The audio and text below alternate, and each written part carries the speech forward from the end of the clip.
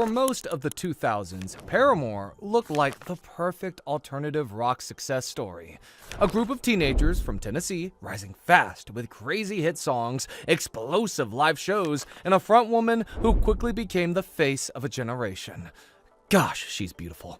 But behind the scenes of that tight group of friends was a much darker side. I genuinely felt like I always got blamed for all the shit that would go on in our band. From members growing jealous of each other and unresolved feelings over creative control turning to deep resentment, to secret and shameful love affairs that left some of the members depressed and facing an identity crisis. Being that I was in denial for a while about my depression, Paramore is the perfect example of when jealousy breaks a band. But it wasn't always like this. Paramore's story began in 2002 when a 13-year-old Hayley Williams, born in 1988, moved from Meridian, Mississippi to Franklin, Tennessee. Because not long after arriving, she enrolled in a private school where she met Josh Farro and Zach Farro, two brothers who spent most of their free time practicing music together after school. We met Hayley at school, and Zach introduced me to her because she was new. And he was like, dude, you gotta meet this girl. Her name's Hayley. She plays guitar and she sings. And I was like, cool. And at the time, we needed a lead singer for our band. So we asked her to come try out. Around that same time, Hayley began taking vocal lessons from Brett Manning, a well-known coach in the industry, and music quickly became the center of her life because, in 2003, Hayley signed to Atlantic Records as a solo artist. She had been introduced to Atlantic A&R Tom Storms by Kent Marcus and Jim Zumwalt, lawyers of managers Dave Stewart and Richard Williams, and then eventually signed to Atlantic by Jason Flom. Now, the original plan of the label was to turn her into a pop singer, but Hayley refused, saying that she wanted to play alternative rock music with a band because that's all she ever wanted. Even Steve Robertson said she wanted to make sure that we didn't look at her as some straight to top 40 pop princess. She wanted to make sure that she and her band got the chance to show what they can do as a rock band, writing their own songs. And because she had potential, label president Julie Greenwald and the label staff decided to go with her wishes. And if things couldn't align more perfectly, Hayley and Jeremy Davis also played together in a funk cover band called The Factory, alongside their friend Kimmy Reed. Meanwhile, Josh and Zach were sharpening their skills as a tight-knit rhythm and guitar duo. It's like they were all being drawn to the same thing even when they didn't realize it. So, when the idea of forming a real band came up, there was hesitation. According to the group, some members were a little edgy about the whole female thing, of having Hayley as the vocalist. But because they were really good friends, she started writing for them. And that's when it became all about the music, because according to Hayley, these guys were the first people I met who were as passionate about music as I was. As a result, in 2004, Paramore officially came together, with the original lineup including Hayley Williams on vocals, Josh Farro on lead guitar and backing vocals, Zach Farro on drums, and not long after, Hayley's neighbor, Jason Bynum, joined as rhythm guitarist. However, at the time, Zach was only 12 years old, which made some people question whether the band would be taken seriously. Even Jeremy admitted he had doubts about Zach until he saw him play. Fortunately for Zach, he impressed everyone, and so the team called itself Paramore, originally the maiden name of one of their early bass players' mothers. Paramore came about because one of our first bass players that was in the band when we were still playing in the garage, his mom's maiden name was Paramore. We really loved. But even after the band realized the words sounded like Paramore, meaning secret lover, they leaned into it and kept the spelling Paramore. P-A-R-A-M-O-R-E. Yeah. And when we were looking up Paramore, we found that it had a couple really cool meanings. One is secret love and one is for love. And we thought that was something that was good to see. With this identity, the first song they ever wrote together was Conspiracy, a track that would later appear on their debut album. At this time, they were touring the Southeast, usually being driven by Hayley's parents, something they never expected because, according to Hayley, back then, I guess we were all thinking after school, we'll go to the house and practice. It was what we loved to do for fun, and still do. I don't think any of us really knew this would turn out to be what it's become. And as their confidence grew, so did their reach. They began playing shows outside the Nashville area, slowly building a name for themselves as they appeared at festivals like Purple Door, and eventually landed spots on the Warped Tour, where they were exposed to much larger audiences. Luckily, things got even better for them when John Janik, co-founder and CEO of Fueled by Ramen at the time, got his hands on their demos and got the vision of the band immediately. For this reason, he went to see them perform live at a Taste of Chaos show in Orlando, Florida. And after a private warehouse performance shortly after, the decision was made. And in April 2005, Paramore officially signed with Fueled by Ramen. But here's where the shaky foundation began. See, Paramore was originally supposed to release their music on Atlantic Records. Instead, they released their music through the niche label Fueled by Ramen because it was a major label and it would help with marketing. And because Haley was still signed to Atlantic separately, the rest of the band had to sign to Fueled by Ramen. But as the band traveled back to Orlando, Florida to begin this next chapter, everything shifted when bassist Jeremy abruptly left because of personal reasons, which immediately created both an emotional and structural gap in the group. Jeremy got us together in a huddle and he was like, I really need to talk to you guys outside. And he was like, I bought a plane ticket home and I'm leaving in 2 hours. We were like, But instead of stopping, the remaining 4 members pushed forward. And because the loss was still fresh, it directly motivated the music they were writing. Specifically speaking, the song All We Know was written as a response to Jeremy's departure, and that feeling of absence soon became the emotional backbone of the entire album. All We Know is Falling. Even the artwork reflected this because, as Haley later explained, the couch on the cover of All We Know is Falling, with no one there and the shadow walking away, it's all about Jeremy leaving us and us feeling like there's an empty space. Nevertheless, the band moved quickly, recording the album in just 3 weeks, and because the lineup was still uncertain, all promotional material featured only the 4 remaining members. But before they could tour, they added John Hembry on bass, which allowed them to get back on the road and, fortunately, secure a spot to feature with Sure Girl on stage during the 2005 Warped Tour. After this growing success, perhaps Paramore missed the originals because after 5 months apart, they asked Jeremy to return to the band, replacing John. Now, with the group reunited, All We Know Is Falling was released on July 24th, 2005. And although it didn't explode commercially, it did reach number 30 on Billboard's Heat Seekers chart. Unfortunately for the band, the first single, Pressure, failed to chart, even though its Shane Drake-directed video gave the band strong visual exposure. However, Emergency, the second single, pushed things further, reuniting them with Drake again and introducing Hunter Lamb, who had replaced Jason on rhythm guitar. Meanwhile, touring became their real breakthrough because their first US headlining tour in 2006 sold out, proving their growing fan base was real. What's going on, Chicago? You guys feeling good? Yeah, I know, it's ridiculous outside.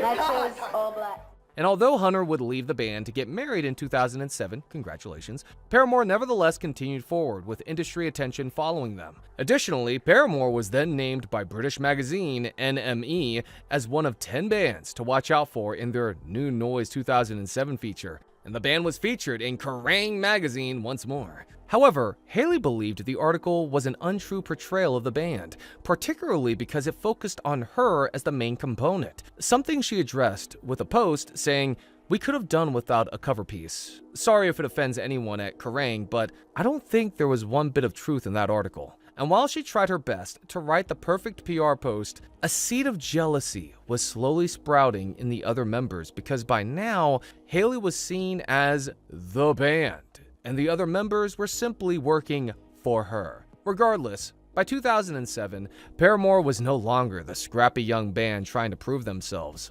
but that growth immediately came with internal strain. Before work even began on their next album, Jeremy was expelled from the band due to his lack of work ethic and participation in things that Zach, Haley, and Josh didn't agree with. However, this decision didn't bring relief. Instead, it exposed how fragile the group had already become. And although Jeremy strongly disliked the decision, an agreement was eventually reached between the remaining members, and Jeremy was reinstated as bassist, restoring the lineup. Nevertheless, the damage was already done, because trust had been shaken at the exact moment the band was preparing for its biggest leap forward. Around this same time, Taylor York, who had previously played in a band with the Farro brothers before they met Haley, was brought in as the band's new guitarist. With those issues pushed aside, the band moved forward and created Riot, producing 4 singles: Misery Business, love that one, Hallelujah, whoo, Crush Crush Crush, that one's my jam, and That's What You Get. That's what you get when you let your heart be. That's what you get when you let your heart win. But what stood out about the album was that they titled it Riot to mean a sudden outburst of uncontrolled emotion, a word that summed it all up. The meaning that sort of sold it for us was a sudden outburst of uncontrolled emotions. And I think that that's exactly what our record is. It's just a bunch of feelings just sort of pouring out, like things that I didn't even know I felt. To Haley, the album felt deeply personal, calling it more honest than anything I've ever written, and the guys matched that emotion musically, and they had ample time to create it. And this one we have about 3 months to do it, and it's great. You can definitely tell that, we've put a lot of thought and effort. Fortunately for the band, that raw emotion translated into success, because after its US release on June 12th, the album debuted at number 20 on the Billboard 200, reached number 24 on the UK charts, and sold 44,000 units in its first week in the United States, and eventually sold over 3 million records. But while the numbers looked good, and the band even got nominated for a Grammy for Best New Artist, the emotional meaning of the album revealed something messy and rooted in jealousy, because when Haley was asked what the single Misery Business was about, she revealed something unexpected. When I was 13 or 14 and I had a crush on Josh, he didn't like me back. He would go hang out with his girlfriend, who I wrote Misery Business about because I was a dick. Or as she said in another interview, It's a true story about this girl who sort of came into our circle. that confession mattered because it showed just how thin the line between personal feelings and band dynamics was at the time. And to make matters even more complicated, there were whispers about a romantic relationship between Josh and Haley that had begun before their debut album, but had now come to an end after Haley allegedly cheated on Josh with Chad Gilbert of the band New Found Glory. Pretty frustrating a couple of times, you Yeah. know, but that's okay. It's good. People butt heads, but Really? Yeah. Me and Josh, we fought a lot. A lot. Just fighting.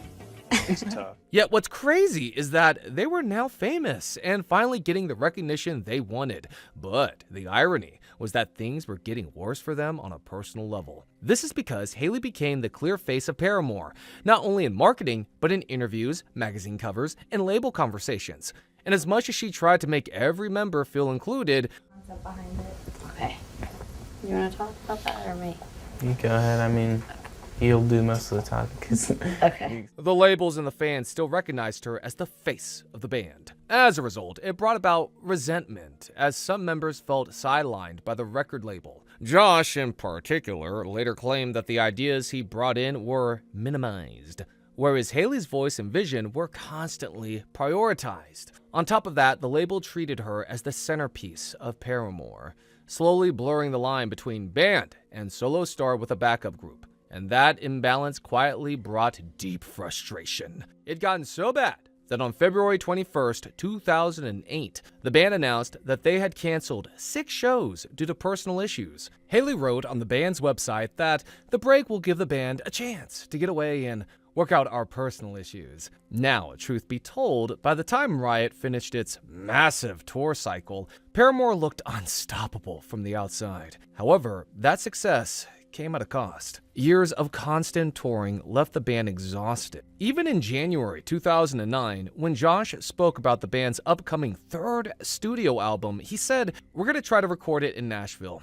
I think writing the album there will inspire us, and then if we record there too, it'll be a lot easier since we can sleep in our beds at night rather than in hotels like the other 300 days out of the year." On top of that, the band was emotionally drained and increasingly distant from one another. And instead of resolving frustrations as they came up, the members kept moving forward, hoping momentum would smooth everything out. But unfortunately for them, it didn't, because as the band regrouped to write their third album, tension that had been buried finally surfaced. For one, Haley later admitted she felt intense pressure to live up to Riot, while also questioning her own confidence as a songwriter.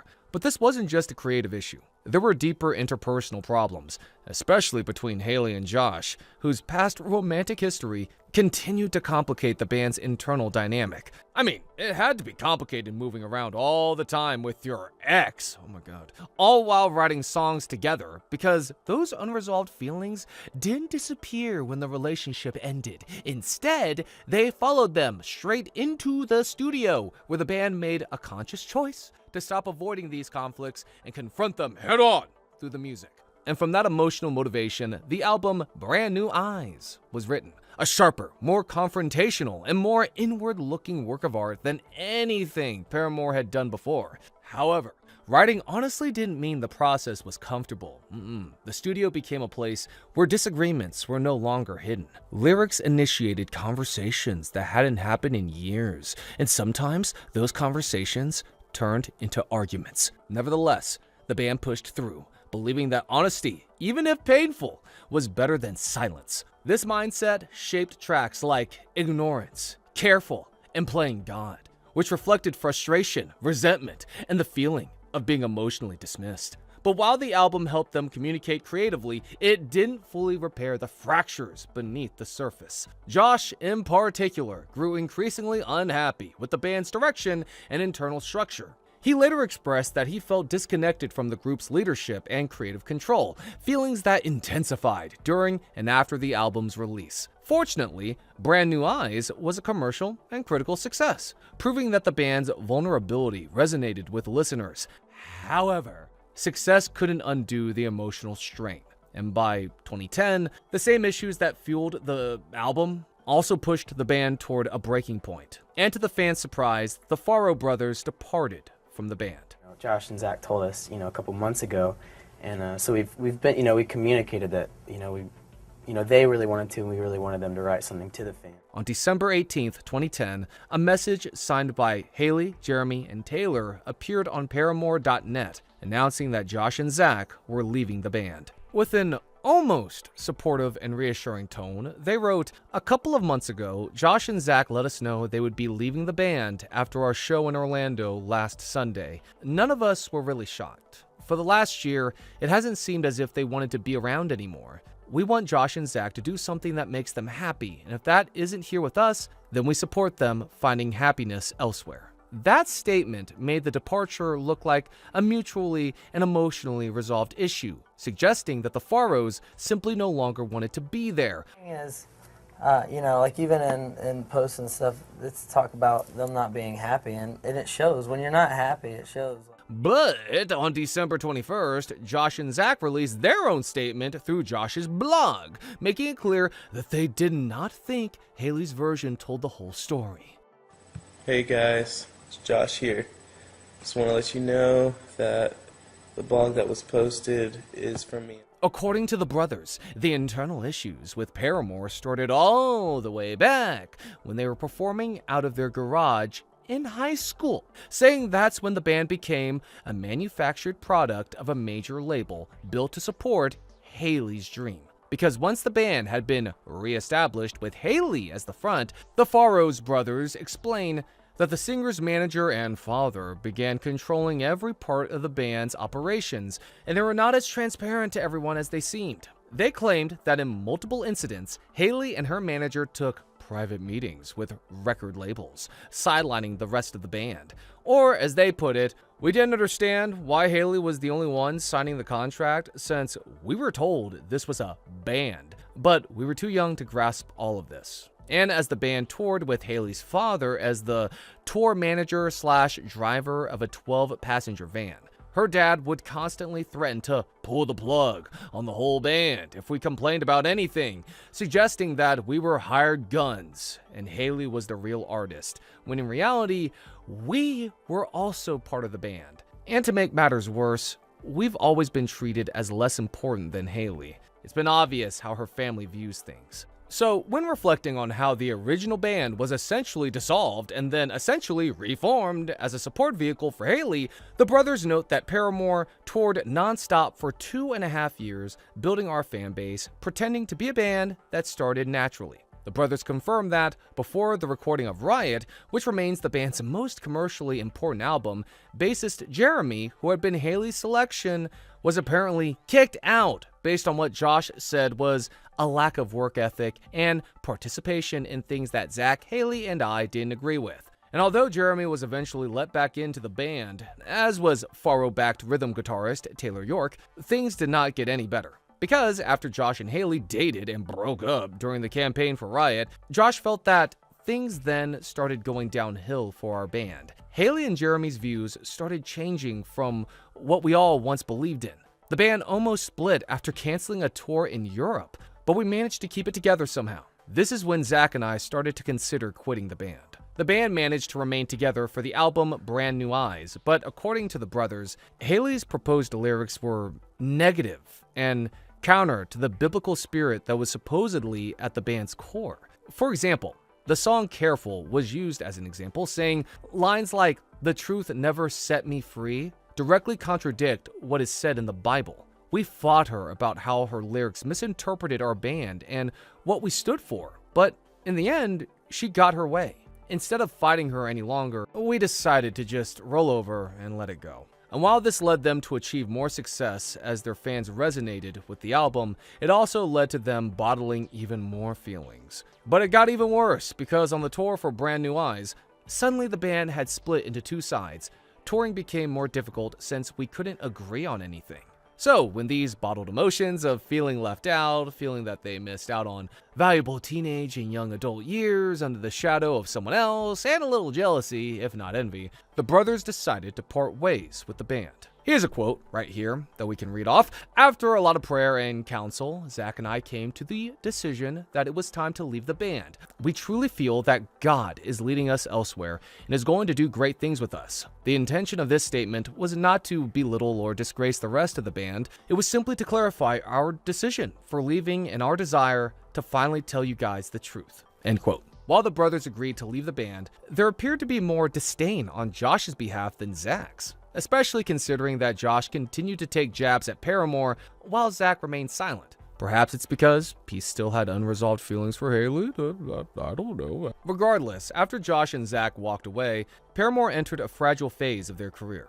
But instead of disappearing quietly, as most bands would, Haley, Jeremy, and Taylor made a very deliberate choice to keep going, even though the pressure was constant, because Paramore now had to prove they were more than just the version people remembered. We never for a second thought about leaving any of this behind. We really hope that you can be encouraged by the fact that the three of us who are still here are ready to take on another chapter of our journey together. A quote from the band, basically.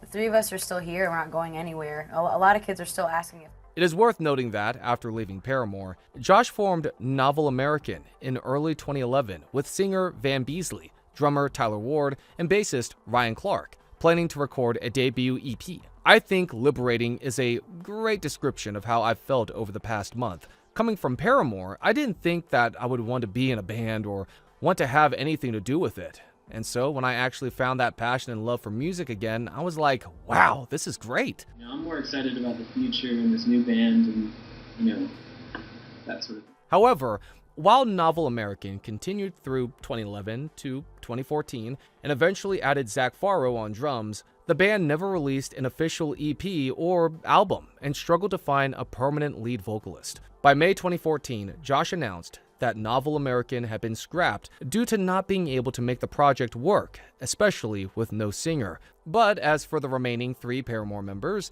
their lives were about to get even more dramatic. The first real test came in June 2011 with the release of Monster on June 3rd, 2011, a standalone track written for Transformers Dark of the Moon. Ooh, I love that movie.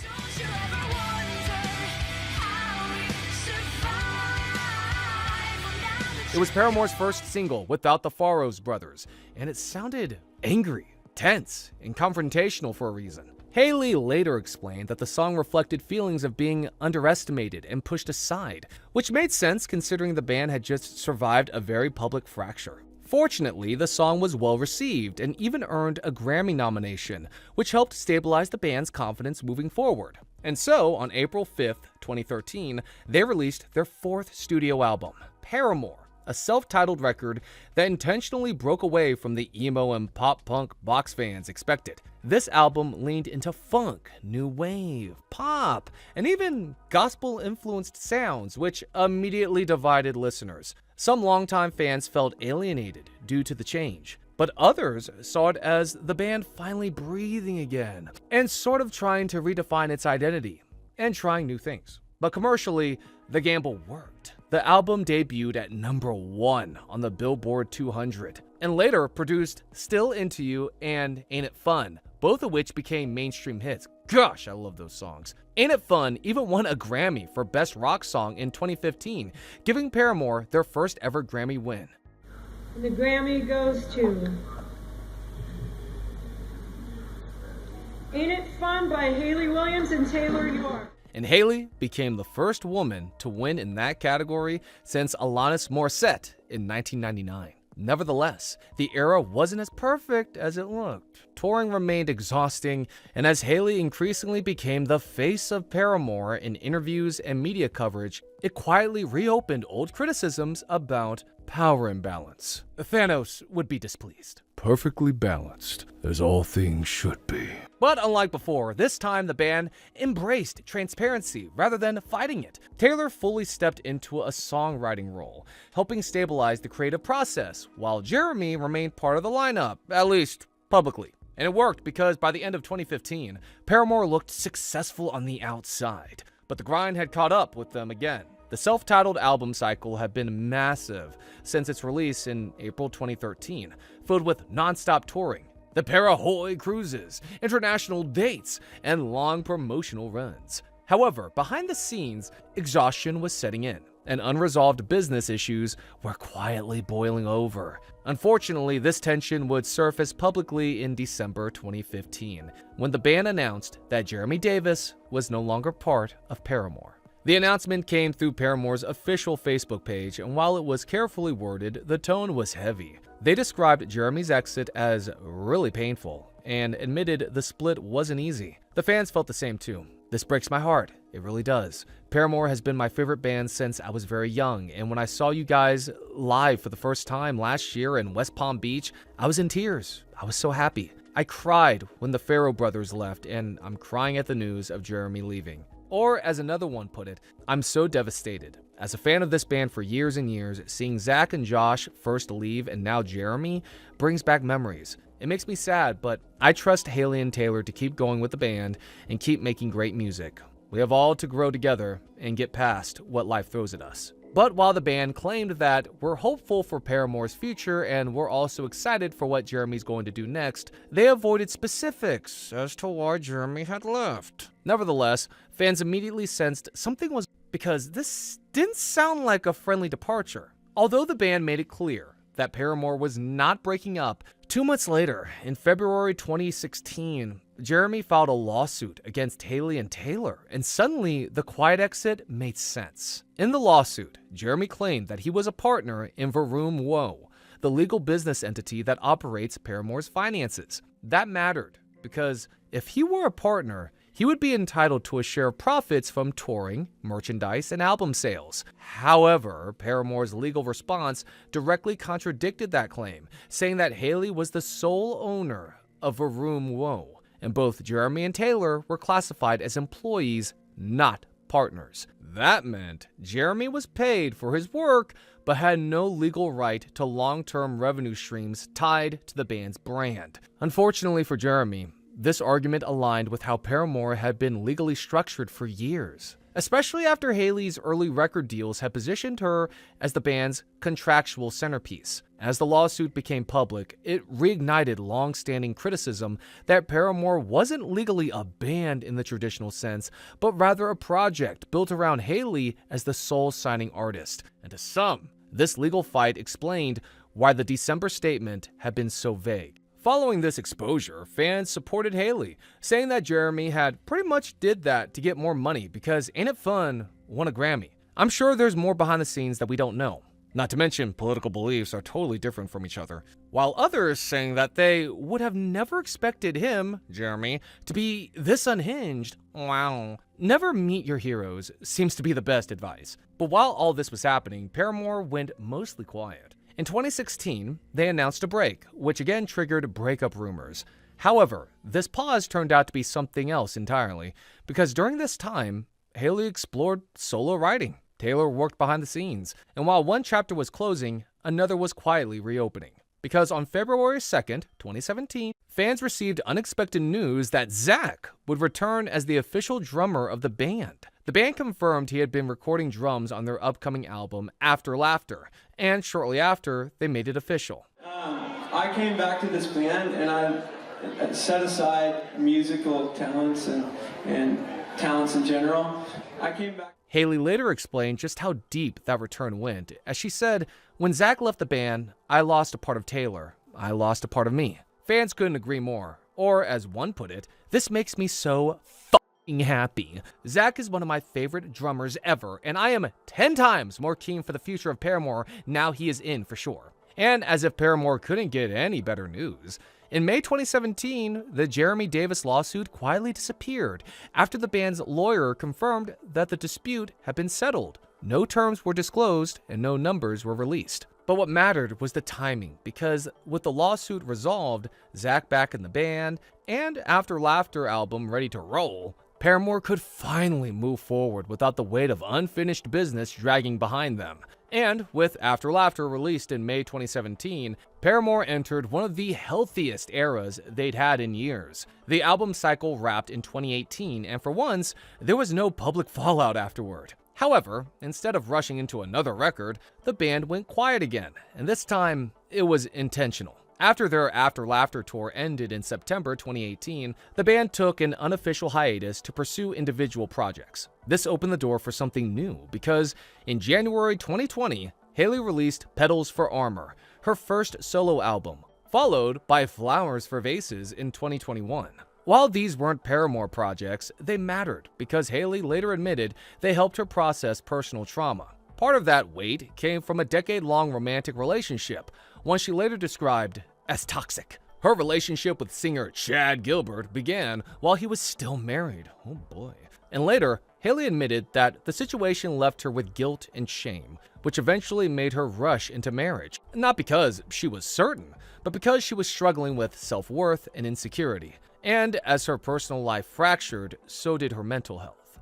Being that I was in denial for a while about my depression, I had a really I tiptoed into this conversation. After years of grinding, touring, and living in the public eye, Hailey experienced intense depression and anxiety once the band paused. She has openly said she struggled in the period after Laughter, dealing with panic attacks and emotional exhaustion that eventually led her to seek professional help. In intensive therapy, she was diagnosed with depression and PTSD, a time she describes as necessary for understanding herself outside the band. Another part of that struggle was identity loss, because for years, Hailey's sense of worth had been tightly tied to Paramore. Once the band stepped back from the spotlight, she found herself confronting a very hard truth. She didn't just lose routines and stages, she lost a part of how she defined herself. And although those years weren't easy, they weren't wasted either, because by the time Paramore regrouped for This Is Why, in 2023,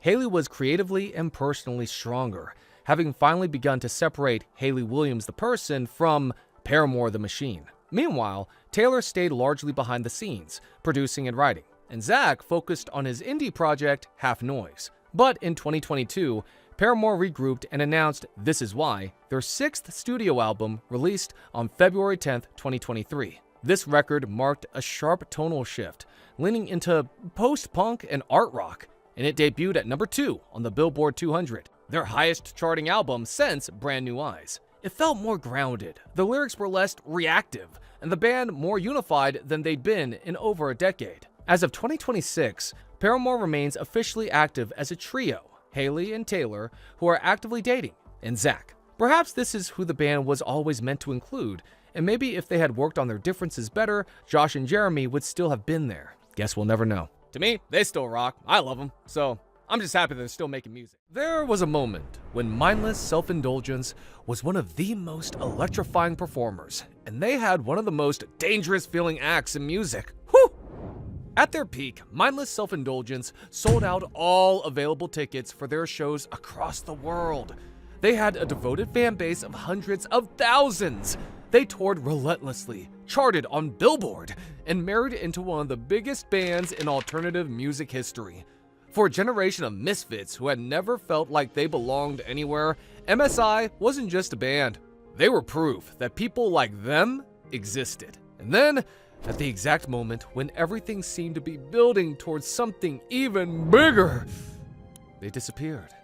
No farewell tour, no announcement, no explanation, just silence. Fans waited for years.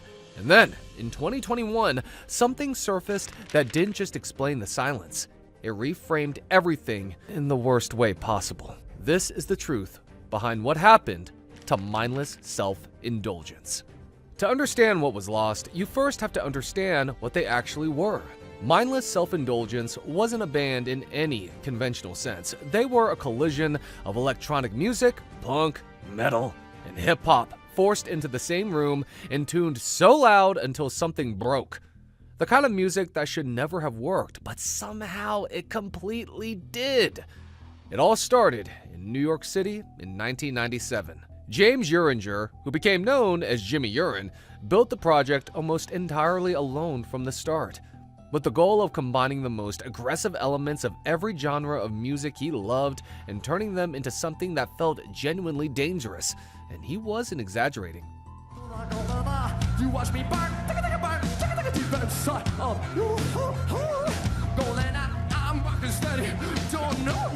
The lineup that most fans came to know formed gradually. Lindsay, full name Lindsay Ann Way, joined as bassist and became one of the most visually striking performers in the alternative scene.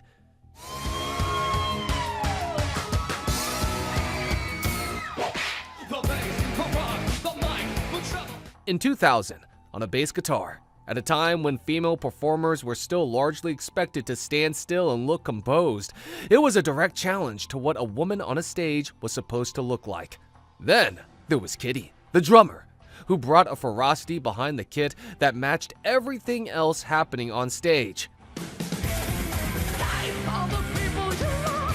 And Steve on guitar, quiet by comparison, but the kind of player who let the instrument do the talking while everything else on stage was in full chaos.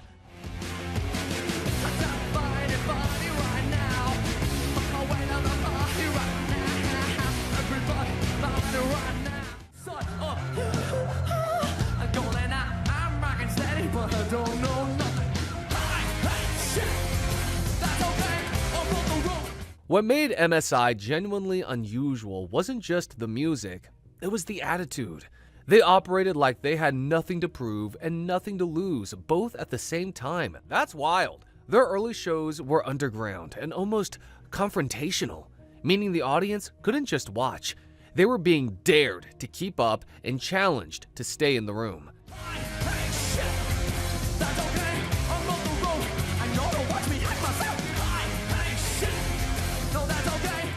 But here's what people miss when they talk about the sound. MSI spoke directly to an audience that mainstream music had completely ignored. The queer kids, the neurodivergent kids, the ones who had spent their adolescence feeling like their specific flavor of strange had no soundtrack. For those people, finding MSI wasn't like discovering a band. It was like finding evidence that people like them existed.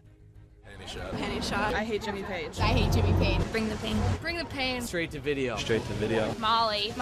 Their debut album, Tight, dropped in 1999, and it didn't start slow. It just threw you in. The production was rough and low fidelity on purpose. Songs blurred together, tempo shifted without warning. The lyrics were equal parts childish and cutting, offensive and self-aware. The kind of humor where you had to be in on the joke to get it. And even when you were, the joke always had an edge to it.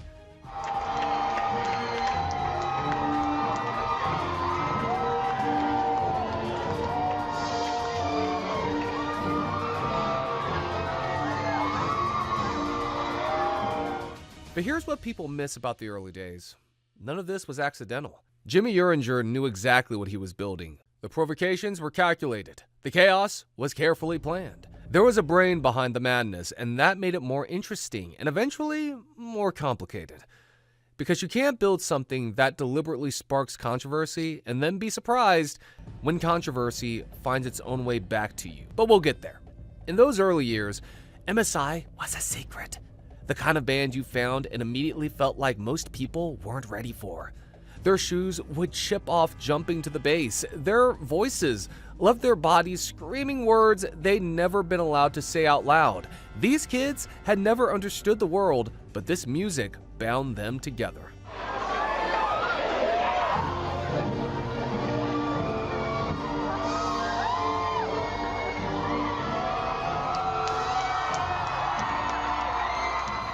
Most underground bands stay underground. MSI wasn't supposed to be different, but somewhere in the early 2000s, the secret got out.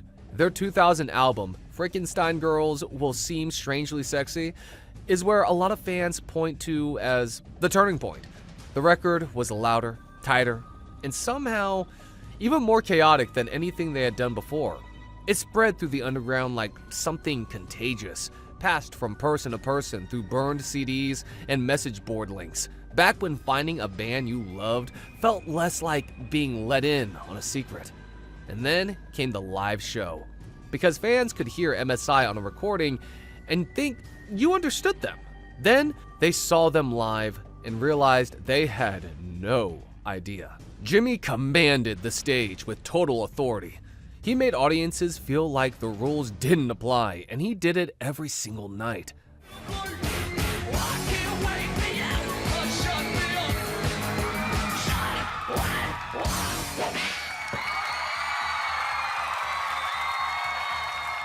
Lindsay was doing things on a bass guitar that didn't seem physically possible, while also being impossible to take your eyes off. The whole show felt like it was one bad decision away from completely falling apart.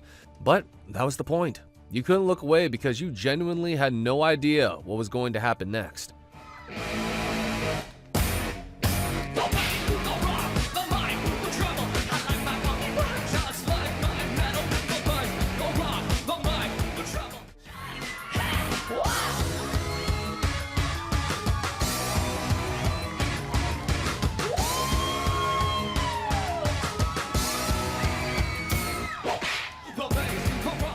That energy started drawing attention from bigger platforms, and then, in 2008, something happened that would permanently change the trajectory of the band.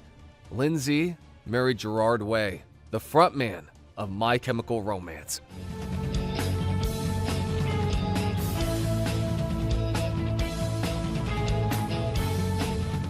MCR were undeniably one of the biggest bands in the world in 2008. Their third studio album, The Black Parade, had come out in 2006 and turned them into a genuine phenomenon. Over 3 million albums sold out arena tours, and a fan base that was massive, deeply passionate, and extremely online. When two members of those two worlds got together, fans paid attention. Suddenly, an entire generation of MCR listeners who had never heard of MSI had a reason to go looking, and what they found surprised them. MSI wasn't going to sand down their edges for new listeners. The contrast made them more compelling.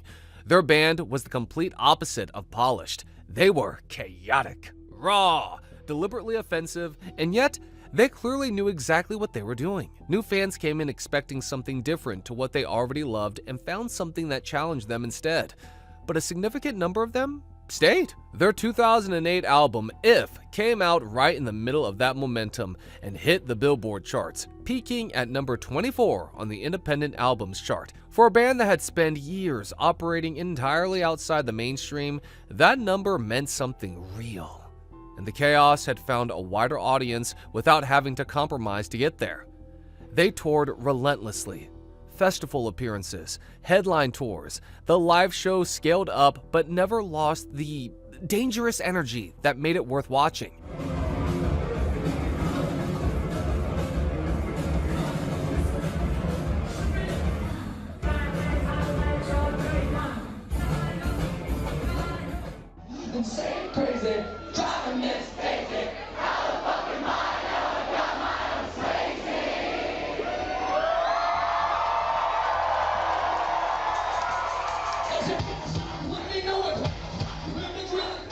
Jimmy Urie was one of the most watchable frontmen of that era. He wasn't polished, but he was unpredictable in a way that felt completely deliberate. Offstage, he could be charmingly smart and funny. On stage, he became something else entirely. Someone who moved through a crowd like he was running an experiment on them.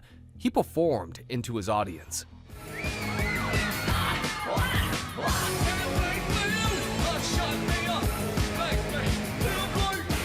By the early 2010s, MSI had done something genuinely rare. They had started from the underground, refused to compromise, stumbled into a massive cultural moment, and came out the other side with both their credibility and a real fan base still intact. That doesn't happen often. Most bands that try to walk that line end up losing both sides. And that made what came next even harder to understand. Because at the exact moment when everything seemed to be building towards something great, they disappeared. MSI's fan base was a subculture, not just fans. These were the kids who had grown up in the margins, too strange for the mainstream, too raw for the softer side of alternative. They had been actively told that the things that made them different were problems to be fixed. And then MSI showed up and weaponized those exact qualities into something electric.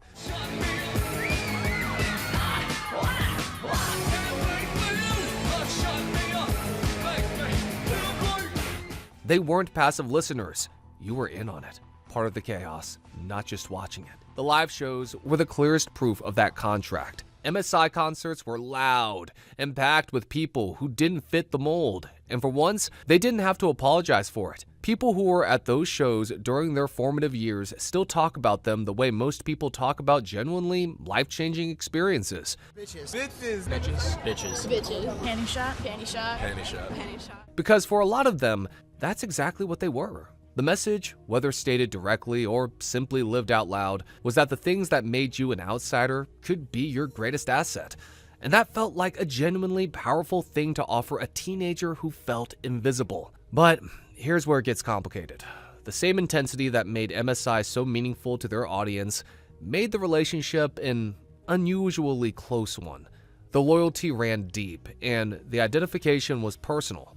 When a band finds you at exactly the right moment when you're young and lost and it speaks directly to the part of you nobody else seems to see, that band doesn't just live in your music library. It lives in the version of yourself you were when you found it. And that kind of attachment doesn't disappear when something goes wrong. It fractures and forces a choice between what the music meant to you and the information you're now being asked to hold alongside it. And that tension hit this particular fan base with unusual force. But we'll come back to that. But first, it's worth sitting with the fact that for a long time, none of that complication existed. For a long time, it was just the music and the shows and the feeling of belonging to something most people didn't understand. And for the people who lived inside that reality, it was genuinely special. Which is why, when the silence came, it hurt the fans deeper than anyone expected.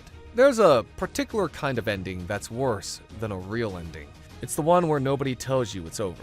In 2014, Mindless Self-Indulgence went quiet. One moment, they were an active band, and then they just vanished. No announcement that meant anything. No farewell tour, no real sense of closure on everything they had built. Every occasional social media post from any band member became evidence to be analyzed. Every interview mention, every background appearance, every rumor, all treated like a potential signal that something was coming. Fans kept convincing themselves that a comeback was just around the corner, that the break was temporary, that Jimmy, Lindsay, and the rest of the band were just regrouping and would be back soon. Theories circulated. Some pointed to tension behind the scenes. Some blamed burnout, while others insisted it was all part of a plan before a big return. But nobody actually knew the truth. That was the whole problem. Meanwhile, the members moved on individually. Jimmy worked on solo music.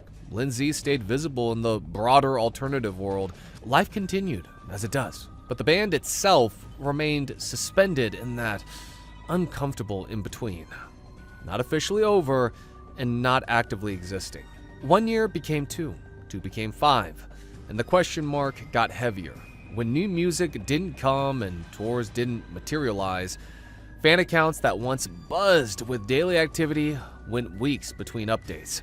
By the late 2010s, most people had quietly accepted it, even if they didn't say it out loud. Whatever MSI had been building had apparently run its course, ending not with a farewell, but with a slow, undramatic fade. That was the ending most fans were bracing for, but that's not the ending they got, because in 2021, something surfaced that reframed everything.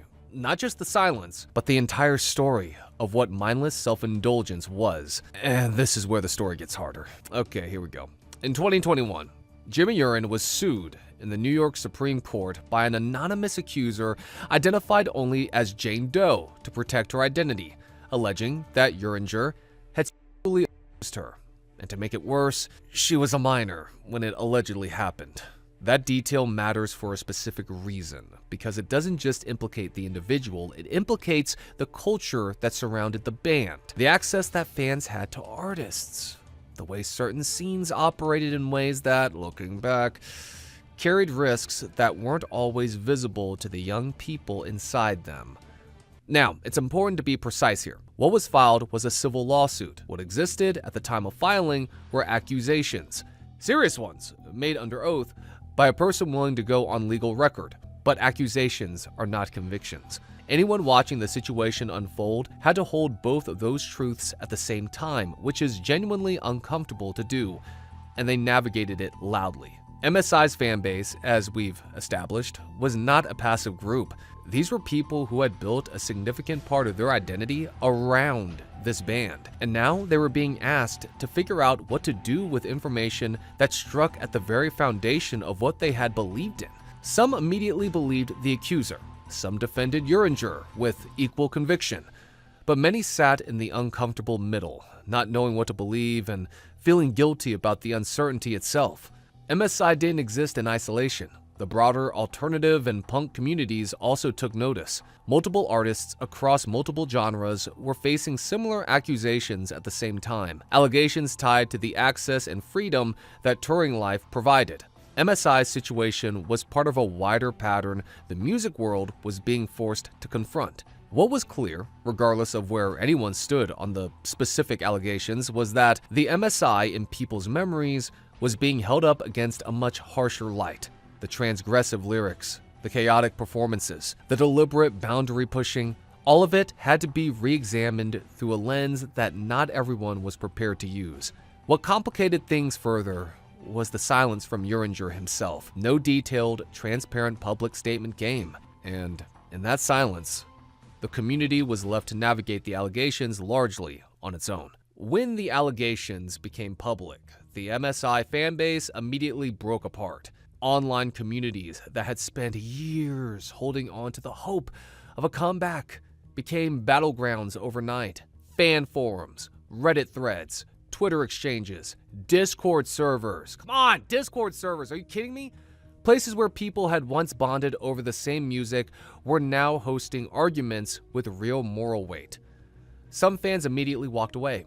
For them, the allegations were enough and they made their peace with the loss, while others doubled down on Urie, treating the lawsuit as a fabrication or a coordinated attack. And then there was the majority, the people in the middle, who didn't know what to do with what they were feeling. Having to question something you love while still loving it is, oh gosh, genuinely painful. And for this fan base, especially this fan base, people who had built so much of who they were around MSI, people who credited this band with helping them get through some of the hardest moments of their lives, that pain hit differently. But in the midst of all this, Lindsay became an uncomfortable focal point in the fallout. She continued to be visible in the broader alternative world, and that visibility became a kind of provocation for people on both sides.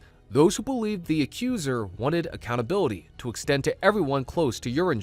Those who supported Urie saw any criticism of Lindsay as collateral damage in a situation they already viewed as unfair.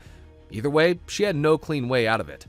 The music itself became contested territory. Streaming numbers, playlist inclusions, recommendations, all of it became political within the fan base. Whether to listen to MSI or to recommend them to someone new became a decision with a moral weight attached to it.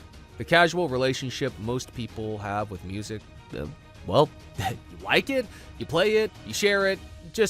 It just wasn't an option anymore. And everything came with a footnote. What the fallout exposed was how much of MSI's power had always rested on trust. The transgressive humor, the provocative performances, the deliberate chaos. It had all worked because the audience trusted that it came from a place of self-awareness and creative intent. That trust was the invisible infrastructure holding everything up. Once it was shaken, the things that had seemed bold started to look different, worth questioning in ways they hadn't been before. Then, in March 2024, the lawsuit was dismissed and settled privately outside of court.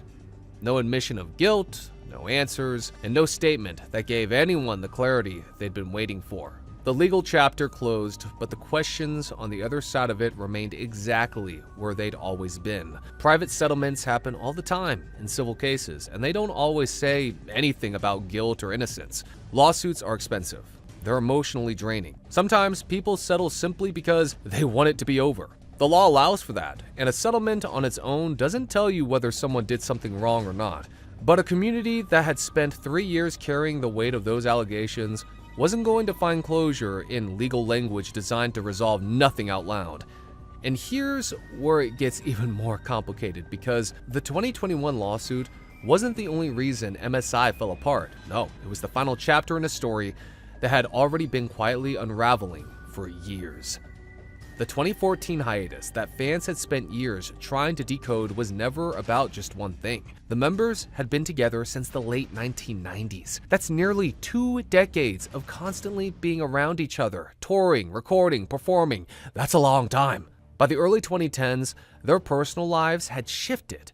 Members were dealing with changes that had nothing to do with music, including, relationships, new priorities, the kind of life shifts that happen to people when they reach their 30s. Jimmy had been developing solo work outside of MSI. Lindsay, married to one of the most high-profile figures in alternative music, was navigating her own visibility in a world that wasn't always separating her identity from her husband's. The band members had individually started to want different things, and nobody ever sat down to make it official. So, when the lawsuit arrived in 2021, it landed on a band that had already quietly moved on, and a fan base that had never been told. Jimmy Urie made no public statement. The band made no collective response. Fans fell back into the same pattern they'd been stuck in for years, filling the void themselves with speculation, arguments, and grief dressed up as debate. What 2024 made clear was that closure wasn't coming from the legal system or from the band. Whatever sense of resolution was possible would have to come individually from each fan on their own terms. The music still exists. That's the uncomfortable fact at the center of all of this. You can still pull up those albums. The energy is still there. The chaos, the humor, the specific feeling of being understood by something loud and strange and unapologetic. You can literally go look it up right now after you watch this video. Go on YouTube, look it up. Boom, right there. None of that disappeared when the lawsuit was filed, and none of it disappeared when the settlement was reached. For longtime fans, the experience has evolved. The music itself didn't change, but the way it was listened to did, and that's a big difference. MSI leaves behind a legacy that can't be discussed without friction anymore. And maybe that's appropriate for a band that always operated in friction, always pushed against comfort, safety, and the expectation that things should be clean and simple. The audience couldn't move on, and that isn't surprising because for many of them, moving on would mean moving on from a version of themselves. And when the music that helped them survive is now attached to something painful, oh man, that pain also extends to you. That's just the honest weight of what it means when a piece of music gets inside you before you even have the tools to examine it critically. Mindless self-indulgence mattered to a specific generation of misfits. In a specific window of time, they provided something genuine and rare.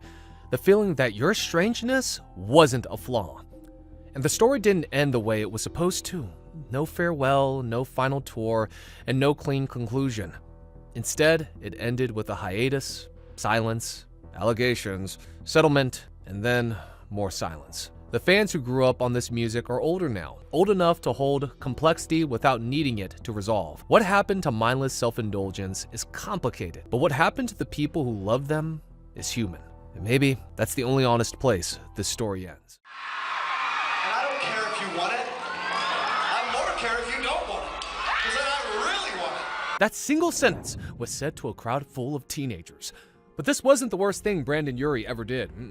But Brandon Urie was just the face. The voice behind him stood Panic at the Disco, a band that had sold over 5 million records, filled arenas on 4 continents, and was so massive that its members skipped their own high school graduation just to go on tour. That's wild. They were the One Direction of the emo world. Nobody came close. Nobody. But the real soul of the band, the quiet guy in the back who wrote every single lyric those millions of fans had memorized, had already walked out the door years ago.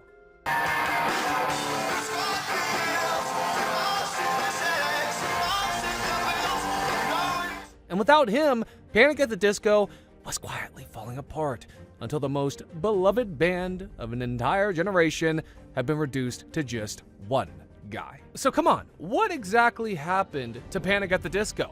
How did 4 teenagers from Las Vegas go from selling out arenas worldwide to falling apart completely? And how did one of the most iconic bands of a generation just, disappear? This is Josh. Get comfy, grab a snack, and let's dive into this. Let's find out. Ryan Ross and Spencer Smith have been best friends since elementary school. Both grew up in Summerlin, a quiet suburb on the outskirts of Las Vegas, and by the time they hit high school at Bishop Gorman, they were already covering Blink-182 songs together, Ryan on vocals, Spencer on drums. Their first band was even called Pet Salamander, which is a badass name. But it wasn't until 2004 that they decided to get serious. They brought in a bassist named Brent Wilson, a friend of Ryan's from a nearby school, Palo Verde High. Brent then brought along his friend Brandon Urie to play guitar. Up to this point, Brandon wasn't the lead. That spot belonged to Ryan Ross. Ryan had the words, the vision, the literary obsession that would eventually make their debut album sound unlike anything else in pop punk. But during one rehearsal, Brandon sang backup on a song, and the band immediately knew Ryan wasn't their frontman anymore.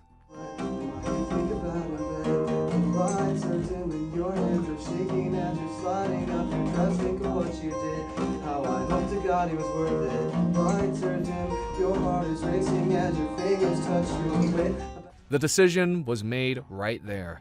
Brandon became the lead vocalist. Ryan moved to guitar, and just like that, the band that would shape a generation finally came together. But that instability was still years away. For now, they were 4 teenagers rehearsing in Spencer Smith's grandmother's living room, playing songs nobody had heard yet, dreaming about a world that hadn't noticed them. That was about to change faster than any of them could have imagined. Ryan Ross and Brandon Urie did something impulsive in late 2004 that changed their lives forever. They sent a demo to Fall Out Boy bassist Pete Wentz through a live journal message. Think about what that is. Think about it. Come on. A band that has never played a single live show, cold messaging one of the biggest names in emo through a social media platform. Tangent. I'm a voice actor, not trying to make this about me. Cold messaging, cold emailing is scary. It is wild. And for them to do that, that takes cojones. Back on topic. Wentz liked the demo so much that he drove from Los Angeles to Las Vegas, sat in Spencer's grandmother's living room, watched 4 teenagers play, and signed them immediately to his brand new label, Decadence Records. The band had never played a live show, not one. Can't believe you signed us. No, you can't. Yo, I can't believe you either. Fall Out Boy fans were furious. Online forums called Panic a put-together band, a band that had never paid their dues. In some ways, the internet's relationship with Panic at the Disco had already been decided, and it wasn't going to be simple. But Pete Wentz had seen something real, and now Panic had to prove it. So, in the summer of 2005, they packed up, drove to a studio in College Park, Maryland, and locked themselves in for 5.5 weeks. No days off. 12 to 14-hour sessions every single day. All 4 of them crammed into a 1-bedroom apartment on bunk beds. What up? Are you recording? Yeah. What are you doing right now? Working on the scores. Sweet. What up, Bert? All right.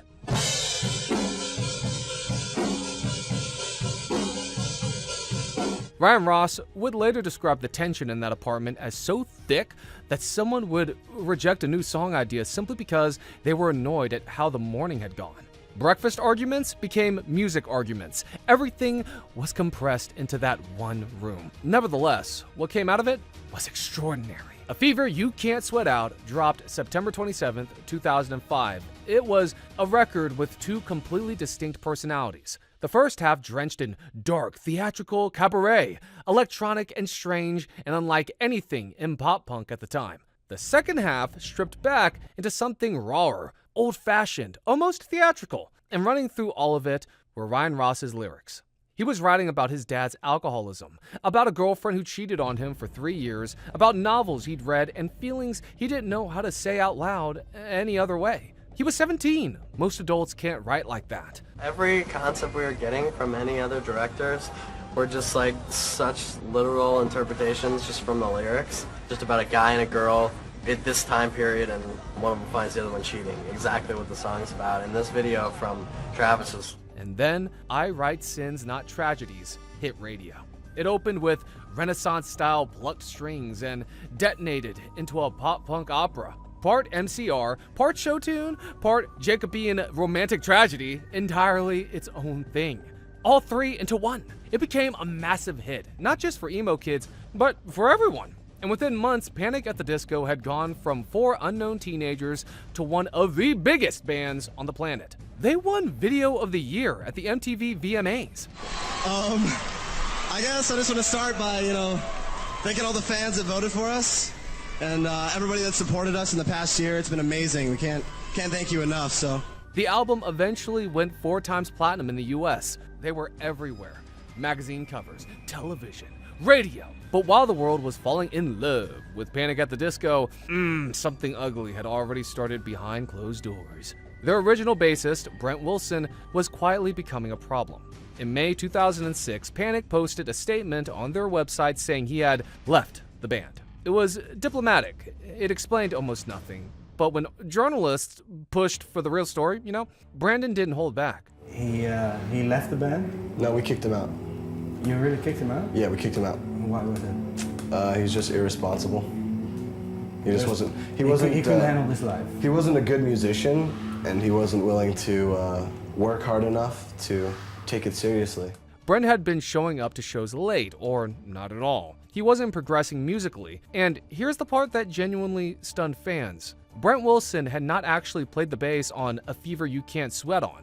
Brandon had recorded all of his parts himself. They had been writing simplified bass lines for Brent to play live, just so he could keep up. Brent himself told MTV exactly how it went down. It was done as a phone call, and the only person who spoke was Spencer. Apparently, Brandon and Ryan were on speakerphone too, but they didn't say a word. They never even said they were sorry. Brent threatened to sue over royalties. The case settled out of court. He's still credited on the album. And years later, in November 2022, he was sentenced to 46 months in prison on drug and firearm charges, a detail that feels like the saddest possible footnote. Nevertheless, the band moved forward. John Walker stepped in as bassist. We're just gonna start writing. We don't really... That's just what we do. Yeah. We wait for a good environment to be in a good mindset. And the Nothing Rhymes with Circus tour became something nobody was quite prepared for. Circus performers, elaborate costume changes, comedy skits, dance numbers, the whole thing. The Live in Denver recording from the tour is still one of the greatest live concert documents of that era, sitting unreleased for nearly 20 years before finally landing on streaming in late 20. All the spectacle, attention was already building between the two most important people in the band. And it was the kind of tension that doesn't resolve, it just builds until something breaks. Here is what the casual listener never understood about early Panic. Brandon Urie was the voice, the face, the energy on stage. He was magnetic and theatrical and impossible not to watch. Can confirm, I saw him in a concert in Orlando. It was great. But Ryan Ross was the mind, the soul. Every lyric on A Fever You Can't Sweat Out came from Ryan. Every literary reference, every heartbreak encoded in metaphor, every line about his father's alcoholism or the babe who broke his heart during a 3-year relationship, that was Ryan processing his actual life on the page. Time to Dance was an adaptation of Chuck Palahniuk, what's that name? Yeah, there, novel Invisible Monsters. What else? Was about his father's hospitalization. There weren't pop punk songs about vague feelings. That's the point. They were specific, poetic, devastating. Some of the lyrics were, you know, they're not exactly playing it safe, I guess, in any sort of way. You can kind of hide behind my voice, I guess. It felt, in a sense. It felt right to have confident sounding lyrics behind a confident voice, I guess is what I'm trying to say. And as they went back into the studio in 2007, locked in a cabin in the Nevada mountains with what multiple people described as a lot of drugs, Ryan's vision for the next album became unmistakably clear. He wanted to go backwards to the Beatles, the Kinks, the psychedelic folk of the 1960s Britain. Flowers, orchestration, romance, something that sounded absolutely nothing like Fever. Brandon, meanwhile, was pulling in a different direction, towards something bigger, more polished, more pop. Ryan, in his own words to MTV, summed up the difference simply. Brandon's more of a Peter Gabriel fan, and I'm more of a Ray Davies fan. Ryan's vision won that round.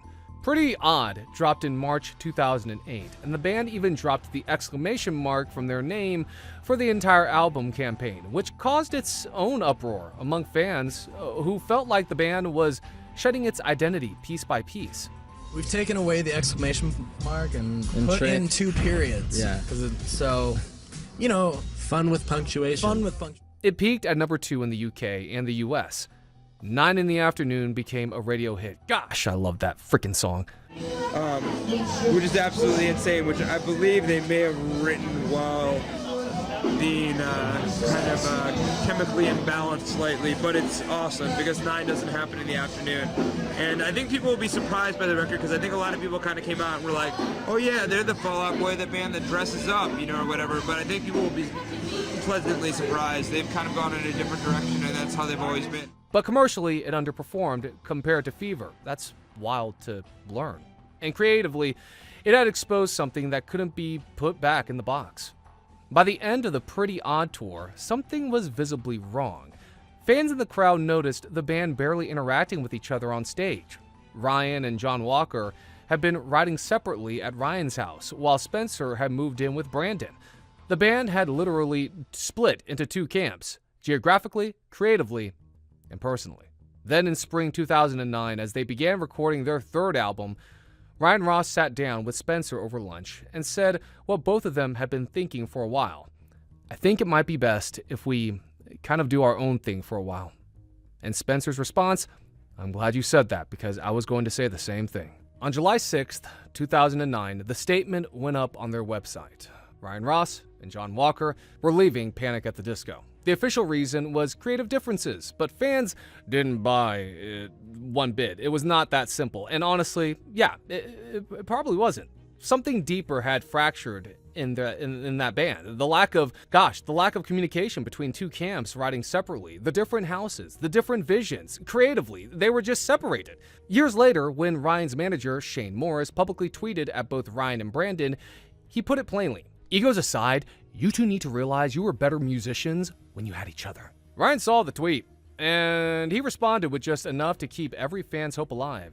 He tweeted back, not against it. But nothing ever happened, and the band that had meant everything to a generation was now functionally gone, even if the name was still being used. When Ryan and John had left, I guess there was a small amount of time that stuff was kind of up in the air of whether or not we wanted to keep the name or we wanted to try something else, something new and different. And we said, no, we can keep the name and still do something new and different because it is Spencer and I, and we can do that. That won't be a struggle. So Ryan and John formed the Young Vanes, released 1 album, Take a Vacation, and then went quiet. The album is genuinely worth listening to. Pure 1960s influenced rock, exactly what Ryan had wanted to make. But almost no one listened, which is a shame. Ryan essentially disappeared from public life for years, and the fans who had adored him were left wondering what could have happened. Brandon and Spencer now had to rebuild Panic from almost nothing. They brought in Ian Crawford on guitar and Dallin Weeks on bass, and got to work on Vices and Virtues, released March 2011. The album tried to recapture Fever's spirit with a steampunk noir aesthetic, and in moments, Let's Kill Tonight, Hurricane, Nearly Witches, it genuinely worked. But something was undeniably missing. Then the lyrics. were more direct, more on the surface. Ryan's dense, layered poetry had been replaced by something more accessible, but considerably thinner. Even Nearly Witches, the album's best song, had been written before Ryan left. It was a leftover from the Scrapped Cabin album, which tells you everything. Then there was the tour, where night after night, Brandon stood on stage and performed a song Ryan wrote about watching his father suffer in a hospital, and the audience screamed every word back. The older fans were unsettled by it, and they weren't wrong to be. What almost nobody knew at the time was that Spencer was quietly struggling. The drug use that had started casually during the Pretty Odd Cabin sessions had grown into something much harder to manage. He was battling addiction and alcoholism while the band kept touring. The dynamic of just the two of us was, obviously less arguing because there's less opinions to work with, but yeah, ultimately it was just exciting. But in 2013, they released their fourth album, Too Weird to Live, Too Rare to Die. And this was where the transformation became impossible to ignore. Gone was any pretense of pop punk or emo. This was full-on electronic dance pop, drenched in processed beats and synthesizers. The album art for the first time featured only Brandon on the cover. Not the band, just him. The message was becoming hard to miss.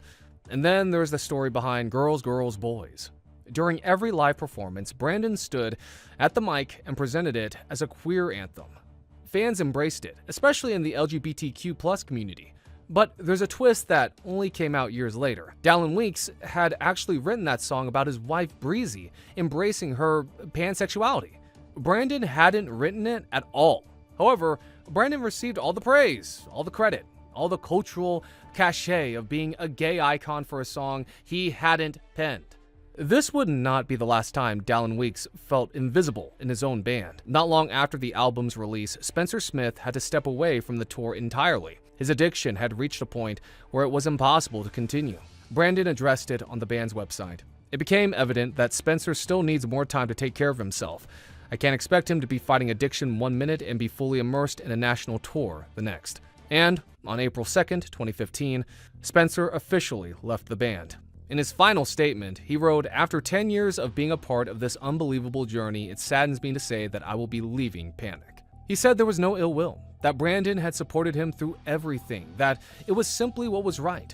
He later got sober and eventually became a talent agent at DCD2 Records, which honestly feels like the most quietly satisfying ending to any of these exits. Then Dallin Weekes quietly reverted from full band member back to touring musician, and within a short time, he was gone too. Panic at the Disco now had exactly one member, Brandon Urie, and he had already told an interviewer exactly what that meant to him. And now it's kind of more dangerous because I don't really have any limitations. So any crazy thing that just pops into my head, I'm just like... No one left to say no. No one left to push back. But here's the part most casual listeners never knew. Even after every original member was gone, Panic at the Disco kept touring with a full band on stage. A rotating lineup of hired touring musicians, a drummer, a bassist, a guitarist, who played the songs every night but were never official members, never credited as the band, just professionals doing a job, and it's kind of shallow, in my opinion at least. So the audience would show up, see 4 people on stage, and feel like they were watching a band, but behind the scenes, oh boy, only one person owned the name, made the creative decisions, and collected the royalties. Fans who knew, they knew the history, found it increasingly difficult to watch. What exactly were they buying a ticket to see? The question had no clean answer. Death of a Bachelor arrived in January 2016, and commercially, it was Brandon's biggest triumph as a solo act dressed in a band's clothing. It debuted at number 1. LA Devotee was genuinely great. Impossible Year had a quiet devastation that reminded older fans of what this project had once, been capable of. Even critics who had grown skeptical of the Panic brand gave this one a fair shake. It was good. Critics were mixed. Longtime fans were more divided, but the numbers didn't lie. The album sold, and Brandon kept climbing. He performed at the Kennedy Center Honors for Billy Joel. In 2017, he took the lead role in Cyndi Lauper's Tony Award-winning Broadway show Kinky Boots, playing Charlie Price. And in 2019, he was featured on Taylor Swift's Me, a song that became inescapable that summer and introduced Panic to an entirely new generation of listeners who had never heard of I Write Sins, Not Tragedies. upset about you embarrassing me in front of our cats. From one angle, this was extraordinary. A kid from Las Vegas who had started in Spencer's grandmother's living room was now collaborating with the biggest pop star in the world, the pop star married to Travis Kelce. But from another angle, the angle that longtime fans were watching from, something had gone very, very wrong. Because around this same time, a stalker entered the story. That's wild. I'm just reading that right now. And what she did would quietly poison one of the most important relationships in the band's history permanently. Her name online was Chelsea Lynn, a deeply obsessed fan who ran multiple Tumblr blogs about Brandon and Sarah, posting photos she had obtained by hacking the Facebook accounts of people close to the band. That's creepy. She built spreadsheets documenting the family members, relatives, and home addresses of everyone connected to Brandon. She had Excel sheets. That's wild. She created fake accounts pretending to be his family members to get access to private photos. Do you know how crazy that is? Can you just imagine her just coming home? I can't wait to do my stalker work. Pulls up, Microsoft Excel and just goes to town. That is freaking creepy. And then she found the account of one of Panic's former music video directors, hacked into it, and used it to message Ryan Ross directly and get his personal phone number. I don't know if anybody will get this, this reference, but Sly Cooper would be wildin'. What followed was 9 months of catfishing. Chelsea pretended to be Brandon, reaching out to rekindle the friendship. She had spent so long studying Brandon's speech patterns, his texting style, his way of expressing himself, that she was completely convincing. Ryan and Brandon hadn't spoken since around 2010. Ryan was going through a difficult time personally, and suddenly, seemingly out of nowhere, his old best friend, was texting him again. Ryan opened up entirely. He talked about the split, his feelings, his ideas for collaborating again. He was texting who he believed was the person he had once been closest to. He was texting a stranger who had memorized how Brandon wrote. Chelsea eventually bragged about the whole thing to another fan, someone who was not a manipulative sociopath, and that fan immediately went to Ryan's manager, Shane Morris. Shane broke the news to Ryan, and according to everyone who witnessed it, Ryan was completely devastated. He posted on social media.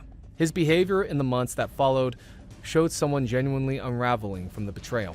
Chelsea posted an apology on Tumblr, said she was getting help, and then years later was back online, posting photographs of Brandon and Sarah's home address publicly on the internet. Some people never change. Jeez. Here's the part that makes this story genuinely tragic. In 2015, Brandon and Ryan ran into each other at a party.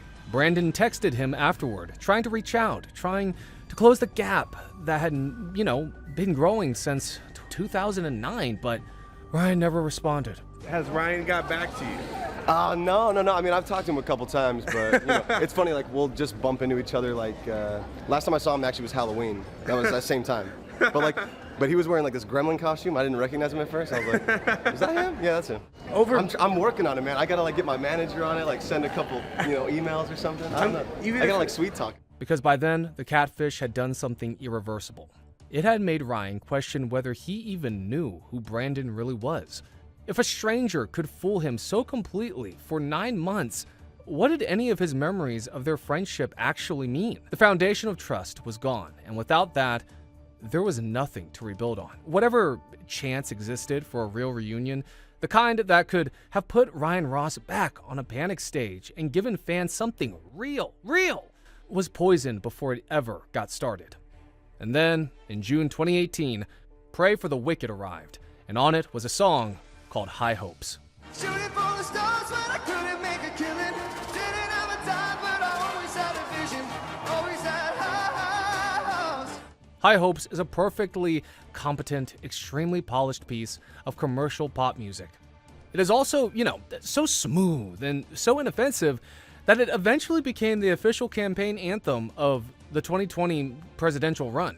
But High Hopes also proved something uncomfortable. The gap between I Write Sins, Not Tragedies and High Hopes was not just stylistic, it was massive, and the internet was about to say so very loudly. It started, as so many 2020 controversies did, on Twitter. In July 2020, Breezy Weeks, Dallin's wife, came forward publicly to expose the band's long-serving head of security, Zach Hall, for years of harassment and abusive behavior toward fans. She wrote that she had personally endured his harassment for close to a decade, but had stayed silent because speaking out meant risking Dallon's job. Fans responded immediately. Hashtag #FireZachHall began trending. Former touring guitarist Ian Crawford, who had left the band years earlier, publicly confirmed on Twitter that most of the allegations were true, and that Hall had been horrible to him in ways that are very hard to talk about. Brandon Urie said nothing for 3 months. When he finally addressed it on a Twitch live stream in November 2020, he confirmed Hall was fired. But then came the part that reignited everything. And that being said, Zach is still my friend. You know, I've seen him grow so much over the last several years, and I do believe in second chances. And though I don't see him ever interacting with fans again, I'm not just going to shut the door on him forever or, stop being his friend. Photographs later circulated of Hall still present backstage at Panic events after his supposed removal. Fans were furious. But the Zach Hall situation opened a door that couldn't be closed.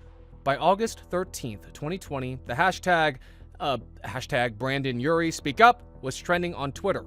Thousands of posts. Users came forward with personal accounts alleging that Brandon had touched them inappropriately at shows. Many of those accounts were later deleted, making the situation murkier. But old clips that had already existed began circulating with new force. There was the concert banter, a video of Brandon telling an arena full of fans, many of them teenagers, To the show, I'm gonna fuck you. And I don't care if you want it. I more care if you don't want it. Because then I really want it. Dude. Then there was the clip from a show where he told the crowd, I wish I was born black. So I can wear the clothes I wear without getting made fun of. Because right now they're like... And then there was old fine footage of him mouthing a racial slur to song lyrics. I get with my nigga, they give me some yo. Double up what you need, we got weed. We got a clip on the grill.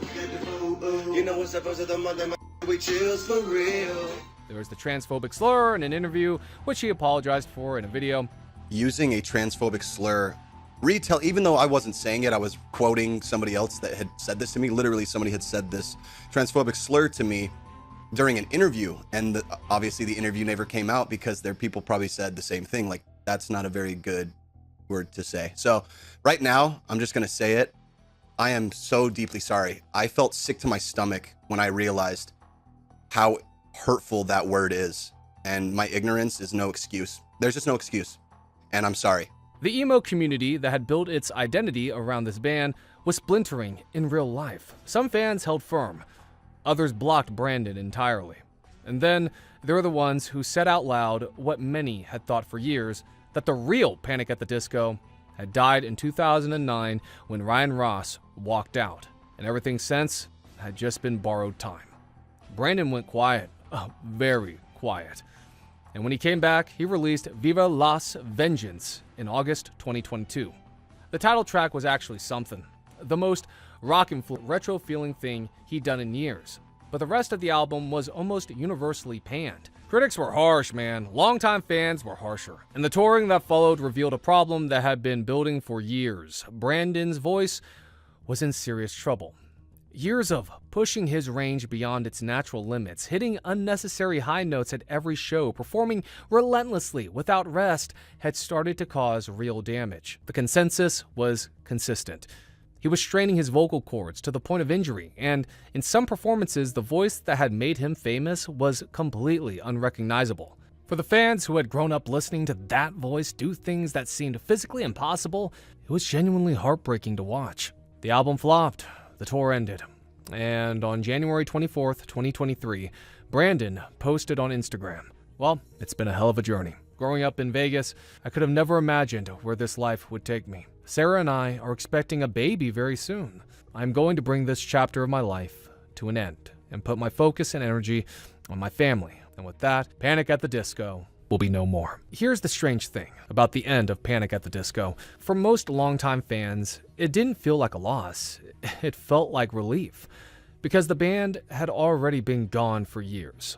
Gone the moment Ryan walked out in 2009. Gone again when Spencer left in 2015. gone completely when Dallin quietly disappeared in 2017. What had been operating under the name since then was not really a band, it was a brand, a vehicle for one man's ever-expanding solo ambitions. One fan said what many were thinking, the band isn't a band anymore, it's just Brandon. But then, in October 2024, something nobody expected was announced. Panic at the Disco would headline the When We Were Young festival in Las Vegas in October 2025. They would perform A Fever You Can't Sweat Out in its entirety to celebrate the album's 20th anniversary. The question that took over the internet was immediate. Would Ryan Ross be there? Because this was his album. He had written it. Those were his words about his father, his heartbreaks, his favorite novels. Performing it without him would feel like staging a birthday party for someone and choosing not to invite the person whose birthday it actually was for. And on October 18th, 2025, the Las Vegas festival grounds filled with 40,000 people, Brandon Urie walked on stage. The opening notes of The Only Difference Between Martyrdom and Suicide is Press coverage rang out. Ryan Ross was not there. But something did happen that night that no one saw coming. As the set moved closer, Brandon paused and said to the crowd, "What started from this one song, and I want to bring my oldest friend out on stage. We're going to play it. My friend Spencer is coming out to play drums, y'all. Put some respect on his name." For the first time in 12 years, the original drummer of Panic at the Disco sat behind a kit alongside Brandon. They closed the night with I Write Sins, Not Tragedies, and for a few minutes, in the middle of the Nevada desert, something that had been broken for over a decade felt almost whole. Not completely, but almost. And a few months earlier, in February 2025, something else had quietly happened. Ryan Ross and Dallin Weeks, two people who had both been pushed to the edges of this story, appeared together at a Phantom Planet benefit concert for the LA wildfire victims. They performed a Panic song called Do the Panic. It was so quiet and so understated that it almost felt like a message, not to Brandon, not to the fans, just to each other. So, what actually happened to Panic at the Disco? The most honest answer is that the band never truly survived 2009. What came after Ryan and John left was good music sometimes, brilliant music occasionally, and a decade-long solo career dressed up in a band's name. The magic of early Panic lived in the friction between two very different people, Ryan's literary songwriting colliding with Brandon's extraordinary voice. And neither was fully himself without the other, and when that friction dissolved through creative differences, a catfish who poisoned any chance of reconciliation, and one member exit after another, the magic went with it. But here is what cannot be taken away. A Fever You Can't Sweat Out is still one of the greatest debut albums ever made. A 17-year-old wrote those words in a Las Vegas bedroom, and they still hit harder than most of what gets released today. None of what happened erases what those four teenagers built in a grandmother's living room in 2004. Panic at the Disco is over, but Fever is forever. Want more stories about the bands that built a generation and burned on the way down? Watch this next one. You will not regret it. This is Josh. Have a great day. Have a great night. Thank you for watching, and see you in the next one. Peace. Go for me, mommy! Go for me, mommy! What time you get off, Sugar Clam? Oh, I got one. Where are you? And I'm so hotty! I got. If you are an emo pop fan, chances are you have come across 26-year-old Evan Thomas, who serves as the lead vocalist and primary songwriter of TX2. For a little context, TX2 is an American emo pop, alternative metal, and pop punk band originating from Fort Collins, Colorado, known for blending intense raw lyrics with explosive performances and elements of hip-hop and electronic music. While TX2 has a large and still growing fan base, by 2025 and moving into 2026, the band has built a reputation that's hard to ignore, and not always for the right reasons, because on paper, things look like a win. Bigger audience, more streams, and even major opportunities like festival appearances, including links to events connected to Warped Tour culture.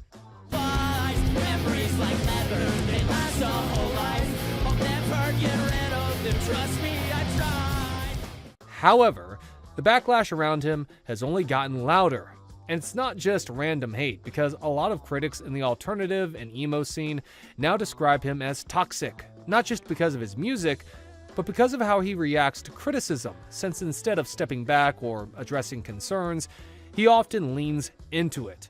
On TikTok, he's posted videos openly saying things like he doesn't care what anyone says. Give a what anyone says. I'll say this every single night, no matter the country. Trans rights are human rights. While on one level that sounds confident, many people see it as a deflection, because rather than acknowledging why people are upset, he frames it as rage bait. And if I'm being honest, he frames everything as rage bait. Basically, the idea that people are mad is part of the plan. However, that creates a strange cycle. He does something controversial, people react, and then he uses that reaction to get even more attention. So instead of controversy hurting his career, it actually feeds it. Donald Trump, Elon Musk, Bill Gates, Bill Clinton. We see your names on the list.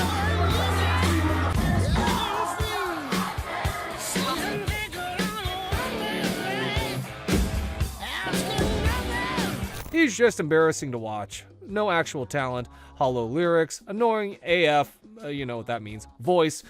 There's nothing genuine there with him or the band. It turns my stomach to even watch any of their content. Major yuck all the way around.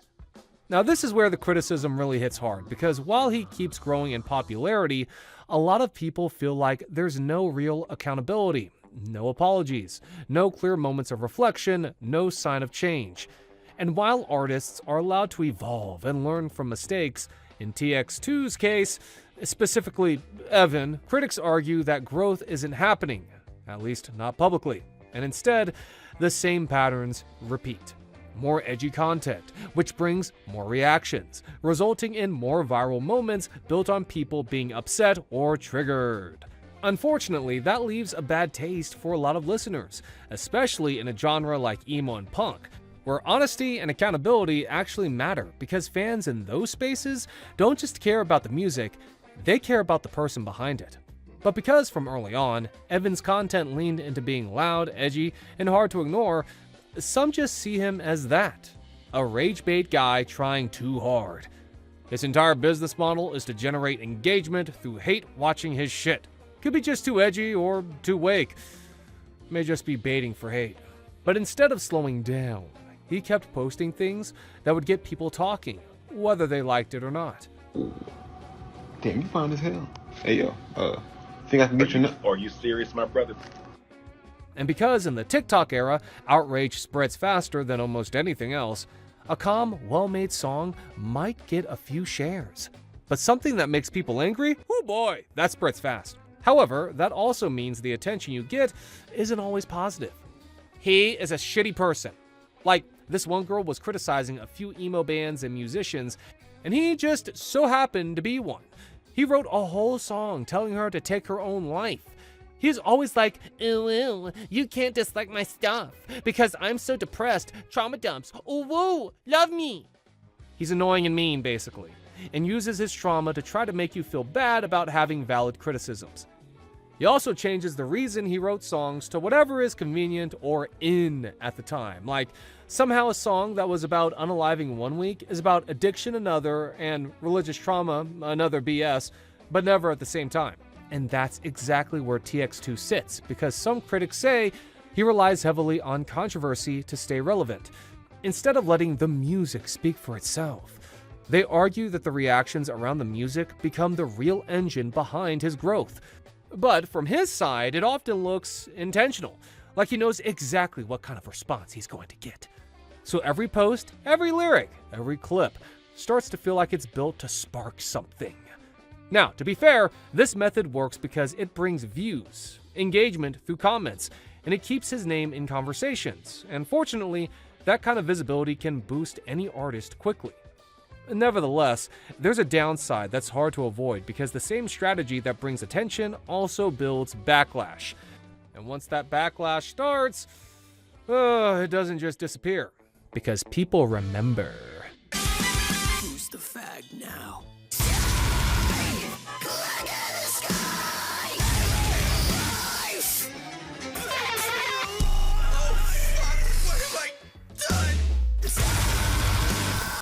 This is noise pollution, not music. I used to defend some of his earlier music, but this has actually led me to believe I was possessed during that time. And as a result, some just don't take him seriously.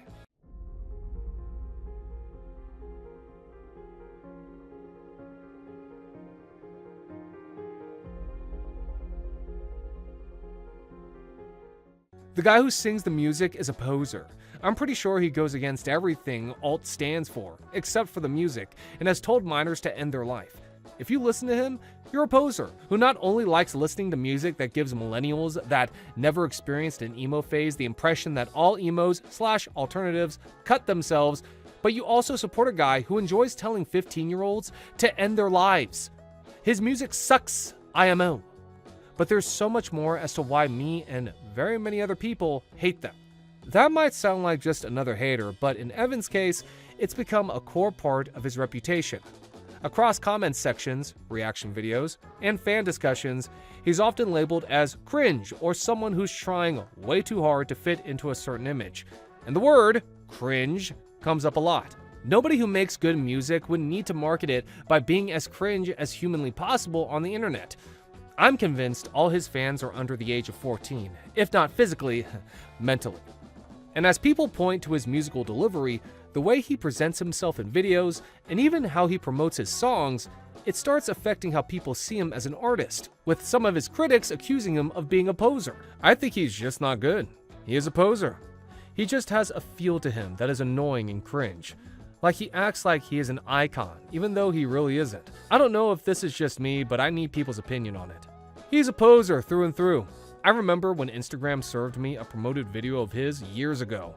He was rapping in a backwards snapback in a makeshift studio. When that didn't get him attention, he pulled an MGK and threw on the eyeliner. You can scroll on his account and see the transition as he slowly starts adding more and more scene-appropriate attire to his look. It's all a play for clicks, ad revenue, and streaming cash. Now, in most genres, being a poser might not matter much, but in emo and punk culture, it matters a lot because these scenes were built on honesty, real emotion, and people expressing what they actually feel. However, when someone is seen as copying the look without living the experience, the reaction can be harsh. And that's exactly what's happening to Evan, because some listeners believe his emo image feels manufactured, like it was put together for attention rather than coming from a real place. They question whether the pain, anger, and themes in his music are genuine or just part of a brand. And once that doubt gets into people's minds, it spreads fast. Because fans in these communities don't just listen casually. They pay attention. They look at lyrics, behavior, and how someone carries themselves online. And once they feel like something is off, it's hard to win them back. So instead of building a loyal base, you start building skeptics. Instead of being respected, you get questioned. And unfortunately for Evan, critics looked at his past musical career and how he came to be the controversial figure he is, and found something they did not expect. Turns out, if you go back to Evan's early days before starting emo pop, he originally tried building a career in rap after getting a full scholarship in the University of Miami that he earned through a successful audition as a rapper. And I actually auditioned as a rapper into the school, and funny story, I was in the right place in the right time and ended up getting basically full ride or full scholarship to the school. And when he got in, he engaged in rap battles and released music independently under the name TX2. With my music, so I ended up releasing, freshman year of high school, I was releasing music, I was rapping in the hallways, I was getting into rap battles with kids, and then I kept pursuing music. On his rap journey, Evan released several projects between 2016 and 2019, including the EP, The Small Town, and mixtapes Porchside Stories, Roadside Stories, The Modern Punk, and 99 Proof. These early works featured a hip-hop/rap style and incorporated rock and R&B elements, but they were deleted from all streaming platforms before the release of his first popular song, Pull the Plug, in 2021. But when that rap phase didn't really take off the way he probably hoped, he rebranded and started leaning into his current emo punk style beginning around 2020 with singles like When I'm Down and So This Is Death. Swimming in my own skin, living in this endless ocean. dead, but that's to feel alive. I guess it's just a state of mind, so now I'm here on your doorstep. Time has taught me a lesson. Following the release of these tracks, his fans loved it. Seriously in love with this sound you're playing with? I cannot wait for more. Bro, you have the potential to be the next MCR. You should have blown up already. Keep making music. Y'all are amazing. Fortunately for Evan, this new style marked a shift back to his emo and rock roots. A rebranding was driven by a personal breaking point after trauma, leading him to embrace what he termed as his authentic self and the music he truly loved, and moving away from trying to be cool as a rapper. Previous albums, I felt like I was trying to be someone. And in this album, I think I just kind of like came to terms with I'm not cool, I'm never going to be cool, and now I'm going to make an album about it, you know? Yeah. Nevertheless, this wasn't just a small shift in sound, because instead of just shifting genres, he did a full identity switch and began using what he later called the X movement, mixing emo visuals, dark themes, and internet-friendly content that fit perfectly on platforms like TikTok. And that's when things started to click, because the look, the attitude, the short clips all worked better online. However, this is also where critics start raising questions, because from their point of view, it didn't feel like a natural evolution. It felt calculated, like he found a lane that worked and stepped into it fully. Or as one critic put it, TX2 capitalizes on rage baiting and pandering to the kind of audiences that MCR and other bands had, but by milking the angsty rebellious loner dude, which he 100% is not. It's gross and sleazy, and also lazy as a musician. He's trying to ride on the coattails of other artists while simultaneously selling his audience this mental health shtick. Again, it's gross. That guy. It's not genuine at all. Extremely performative and disingenuous. Not trying to ride the hate bandwagon, but his music is very mediocre. Nothing about it stands out. And the fact that he markets himself as the emo revival or something makes me dislike him. He feels very obnoxious to me. But as if things couldn't get any worse for Evan, people found out that back in 2017, before his emo image fully took over, he released music that later came under heavy criticism. One song in particular was a 2017 track called Exposed, which was accused of glorifying domestic violence. And as the hate grew, Evan decided to address the issue on X, saying, "The song that is currently being spread, I deleted and took off platforms long before this because I didn't agree with the lyrics. The song was written in 2017 when I was in high school and a completely different person. The song is a fictional story about what I didn't do. Cringe, yes, but I mean, come on, I was in high school. I don't condone any of the lyrics I wrote as a high schooler, and once again, I have grown in the last 7 years to be a completely different person." Nevertheless, for critics, that explanation didn't fully settle things. Yet to make it even worse, fast forward to his current persona, he often speaks about mental health, pain, and personal struggles.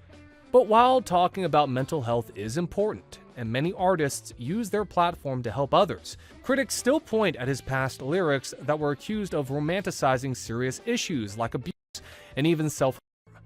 On top of that, another sensitive part of this conversation involves his claims of being a unaliving survivor. Hear me out and listen carefully. And I shouldn't even have to tell you this, but as someone who has tried to end their life several times because they thought that there was something wrong with them. That's something very serious, and it deserves to be treated with respect. Nevertheless, critics argue that he sometimes brings it up during moments of backlash, which leads to accusations that it's being used to deflect criticism rather than address it directly. Unfortunately, that kind of perception can damage trust even more, because once people feel like emotions are being used as a shield, they start questioning everything else too, including the originality of his music. Now, to be clear, this isn't about one small similarity or inspiration, but critics and fans have pointed to multiple songs where they believe the resemblance goes way beyond coincidence. And over time, side-by-side comparisons started popping up online, especially on YouTube and TikTok, where people broke things down in detail. And once those comparisons went viral, the conversation exploded. One of the most talked about examples is his track, Vampire by Rumor, from 2023.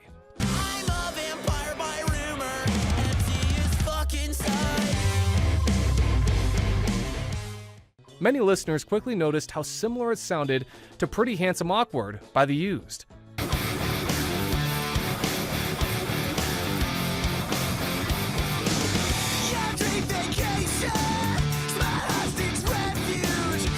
And then there was this other one called Black Wedding that was heavily compared to sarcasm by Get Scared. He raised his voice at her and she screamed, it's not by choice, you don't love me. So mind us, we're just spilling our guts. If this is love, I don't wanna be. The structure, the tone, even certain vocal patterns felt familiar enough that fans began calling it out almost immediately. He also straight up steals music. He stole the main riff from a Get Scared song, a breakdown from Meet and Greet by Ice Nine Kills, and a bunch of other songs. But those are the two I'm most familiar with. Not even the main riff, the entire song is ripped straight from sarcasm. But those weren't the only cases, because there's Swing at Me. This one pulled even more attention, because fans noticed strong similarities to House of Wolves by My Chemical Romance. Some pointed out matching lyrical rhythms and melodic flow, which made the comparison harder to ignore. To be fair, in music, influence is normal. Every artist is inspired by someone. Nevertheless, there's a line between being inspired and sounding almost identical. And according to many critics, TX2 keeps stepping over that line. But what made things even more controversial is how he promotes his music. He's been known to tag or reference real emo bands in his posts, including groups like My Chemical Romance and others from the early 2000s scene. However, instead of this building respect, it often backfires because fans of those original bands see the similarities and feel like he's using their legacy to boost his own reach. And when people call him out, he usually denies copying. We sound very similar, but that is how music has been made since the beginning of time, being inspired by somebody else. And it's clear if you listen closely, especially on this next one right here, My Chemical Romance took heavy influence from other songs. Check this one out on the video in particular, and it's totally fine. There's no way My Chemical Romance sat down and was like, we're gonna steal this part of the song. No, it's just art, it's inspiration, and that's how it works. Hope this helps. And some agreed with him. As a musician myself, it's really funny to see people claiming people are stealing music or copying each other. Musicians and artists as a whole take inspiration from one and another. Others believe that the haters were just doing too much. I feel like people are constantly blaming you, and it's like, oh, you're selling other songs. But then when other bands are obviously stealing other songs, they just give a blind eye. Any successful musician will tell you that music takes inspiration from other music, and no one can copyright or own a single drum beat or the idea of a punk drum beat and screaming over it. However, critics hit him back, saying, Vampire by Rumor has the same riff as Pretty Handsome Awkward, Be Quiet. And others reminding him, but Black Wedding is literally just sarcasm by Get Scared. To the critics, emo and punk have always been about originality, emotion, and personal expression. However, when songs start to feel like copy-paste versions of older hits, it can cheapen that entire space, and some fans begin to feel like the culture is being turned into a formula, something you can recreate just by mixing the right visuals, sounds, and references. And unfortunately for Evan, that's exactly the criticism being thrown at him, because to some, his version of emo isn't evolving the genre, it's recycling it. And for smaller, authentic artists who are trying to build something real, this becomes a bigger issue because while they're working to create original sounds, someone else might be gaining attention faster by leaning on what already worked before. Now, whether every single accusation is fully proven or not, the perception alone has had a huge impact, because once people start believing an artist copies others, it sticks. Every new release gets compared, and every melody gets questioned. And for TX2, that cloud hasn't gone away. It follows him into every song, every post, every release. So at this point, the criticism isn't just about whether Evan copied a track, it's whether anything he makes feels original at all. But it keeps getting worse for Evan, because another controversy that really pushed him into uncomfortable territory is something that, at first glance, might look like a joke, but didn't land that way for a lot of people. The whole goth dommy mommy trend. Oh my god, is that a goth Tommy mommy? Now, this is a phrase TX2 helped push into the spotlight through a series of TikTok videos where Evan often plays a character who acts completely stunned or obsessed when he sees a goth woman. But what started as humor quickly became a repeated pattern in his content. Goth Tommy mommy! Goth Tommy mommy! Shut the f up, I don't appreciate being fetishized. Whoa, is that a guy fetishizing a goth girl? That's surprisingly my fetish. Whoa! Whoa, is that a girl fetishizing a guy fetishing a goth girl? Now that's my fetish. Wait a second. Wait, And as people started noticing, not everyone found it funny because while TX2 presents these videos as satire, critics argue that the joke keeps landing in the same place. It reduces goth women to a very specific image: dominant, hypersexual, leather-wearing figures meant to be admired or desired rather than real individuals. And while most of these videos ended with just another marketing campaign or an announcement for a new release or upcoming events, the goth culture did not appreciate it. It's absolutely disgusting to me as a goth, as well as all other goth communities, and it doesn't help much that the idea of goth girlfriend and the stereotype that comes with it. I've been a goth ever since I was literally 8, and now I'm going to be 18 in a few months. I hate people obsessing over our culture. It's creepy and weird. We just want to show our passion for the darker stuff and show feeling. I also forgot to add onto how it's weird to fetishize us as a whole group as well. Even those who are not part of the culture thought it was a bit too much. Or as one commentator put it, the goth dommy mommy thing is so gross to me. I'm not goth, but I can only imagine how uncomfortable that makes goth people feel. Now, the goth subculture has been around for decades, and it's built on music, fashion, art, and self-expression, not just appearance. But when content like this goes viral, it can flatten that entire identity into one stereotype. And that's where the backlash came in. Many people from the goth community began calling this out directly, accusing TX2 of fetishizing the culture, basically turning it into something to look at and desire instead of something to understand, all for rage bait. And although on platforms like TikTok, rage baiting can help content go viral for creators who, want quick growth, in this case, it also amplified the criticism. As expected, Evan did respond to all the hate they brought his way, as he explained why the whole incident was necessary. Fun of the people who say goth dommy mommy. We're making fun of the people who fetishize goth and alt people. They deserve to be made fun of. If you want that to go away, you need them. We have to be able to make jokes about that. While the people were not satisfied with that response, this incident escalated when a young, non-binary TikTok creator named Lake, who at the time was around 19 years old, claimed that if TX2 would continue uploading those kinds of videos, she would off herself. To talk about goth dommy mommies one more time, I'm myself. Not long after, TX2 released a new song, Vendetta, that aimed to get back at the haters. And in a way, it left little interpretation of how Evan had taken Lake's opinion. Okay, here it is, the breakdown that got us canceled. Also, if I need to hear TX2 talk about goth dommy mommies one more time, I'll myself.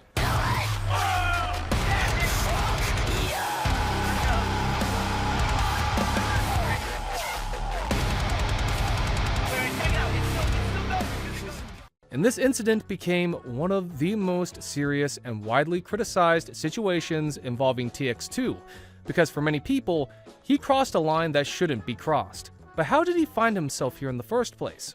Well, like many others online, Lake shared their opinion about TX2's content and other emo posers who they accused of treating emo culture like a gimmick, something used more for attention than genuine expression, all while praising a song by Kyle Gordon, My Life is the Worst Life Ever, that she believed was the real emo pop punk. So Kyle Gordon, we love you, we appreciate you, you f***ing killed it, you wrote a great, hilarious song that will be going in my post-hardcore playlist on Spotify. But this is where she went after who she thought were just gimmicks without the substance. They're trying to achieve the emo gimmick, they're trying to use stereotypes to get famous, to get popular, they use fetishization to get popular. It's the gimmick without the history, without the substance. Then she got to who she was really addressing, and let's just say, she did not hold back. TX2, MGK, and Yeah, I'm Caroline try so hard to be part of the emo genre and fail every single time, while Kyle Gordon took one hit and swung across the park, dude. At first, this looked like a normal internet disagreement because creators criticize each other all the time. But this didn't stay normal for long because when the clip circulated online, it was not long before it reached Evan, who, instead of letting it pass or responding calmly, he escalated things publicly. Listen carefully. And I shouldn't even have to tell you this, but as someone who has tried to their life several times because they thought that there was something wrong with them, who had struggled to come out as bi because he feared the girls would like him less, his family wouldn't understand, and he would lose friends, which all of the above happened, and dealing with much more intense trauma that I cannot even talk about on this app. He then went on to explain that emo music was the one place he found solace, meaning that to him, his music had substance because it included the trauma he has experienced himself in real life. You say there's no substance, but this is literally trauma I have experienced and I'm venting about in my music. Valid, but this is where things got a little too much for the critics. For anybody that makes this type of video about me, I ask that you show them this video. I could literally unalive myself on a live stream, and you would still all call me a poser. What more do you people want from me? For someone who claimed to be an unaliving survivor, saying that he would off himself over being called a poser was seen as pretty immature, given that the criticism had come from a 19-year-old. But as this drama escalated, some critics accused him of misgendering Lake during this back and forth. Now, for a non-binary person, that's not a small mistake. It's something that can feel deeply disrespectful. Deeply disrespectful. Nevertheless, that was only the beginning, because what happened next is what turned this drama into something much darker. Because after TX2 released Vendetta, telling who people thought was Lake to harm themselves, this wasn't just a diss track anymore. It was seen as encouraging harm, even if said in anger or for shock value. And as expected, people online didn't treat it as just edgy content. They treated it as something dangerous that TX2 could not take back. Because telling the internet that you struggled with unaliving thoughts and then turning around to tell a 19-year-old to unalive themselves is crazy. He's literally pushing the stereotype that all emos are thinking about unaliving themselves, and it's crazy. If I offed myself, you guys would still call me a poser. Like, dude, that has nothing to do with being emo. Critics quickly labeled the situation as emotional abuse, especially because it involved a younger creator and a very sensitive topic, and to them, targeting a 19-year-old in such a public and aggressive way felt like punching down. Now, whether that was the intention or not, the perception became the reality online, and because of the misgendering claims, people began accusing TX2 of being disrespectful toward non-binary individuals, leading to wider conversations about identity, respect, and how creators with large audiences should behave when dealing with criticism. Now, to be fair, internet conflicts can get out of hand quickly, and not every detail is always clear or agreed upon by everyone. Nevertheless, the impact of this situation was very real, as it added to an already growing list of criticisms surrounding TX2 and pushed his image further into negative territory. For a lot of people, this became the moment where things clicked, because this was not Evan's cringe content anymore, since it became about how he treats other people, and more importantly, how far he's willing to go in response to criticism. Because telling someone to harm themselves, even in a heated or performative context, carries weight. It's not something that disappears once the song ends. Unfortunately, moments like that tend to stick longer than any viral clip or catchy chorus. So by the time the dust started to settle, the damage had already been done. And that is our video. This is Josh, thank you for watching. If you found this video helpful, or if you think there's so much more to TX2 than what meets the eye, share your thoughts in the comments below. And if you want more deep dives like this, make sure to subscribe and check out the other videos on the channel. Thank you very much, and have a great day, have a great night, and we'll see you in the next one. Peace!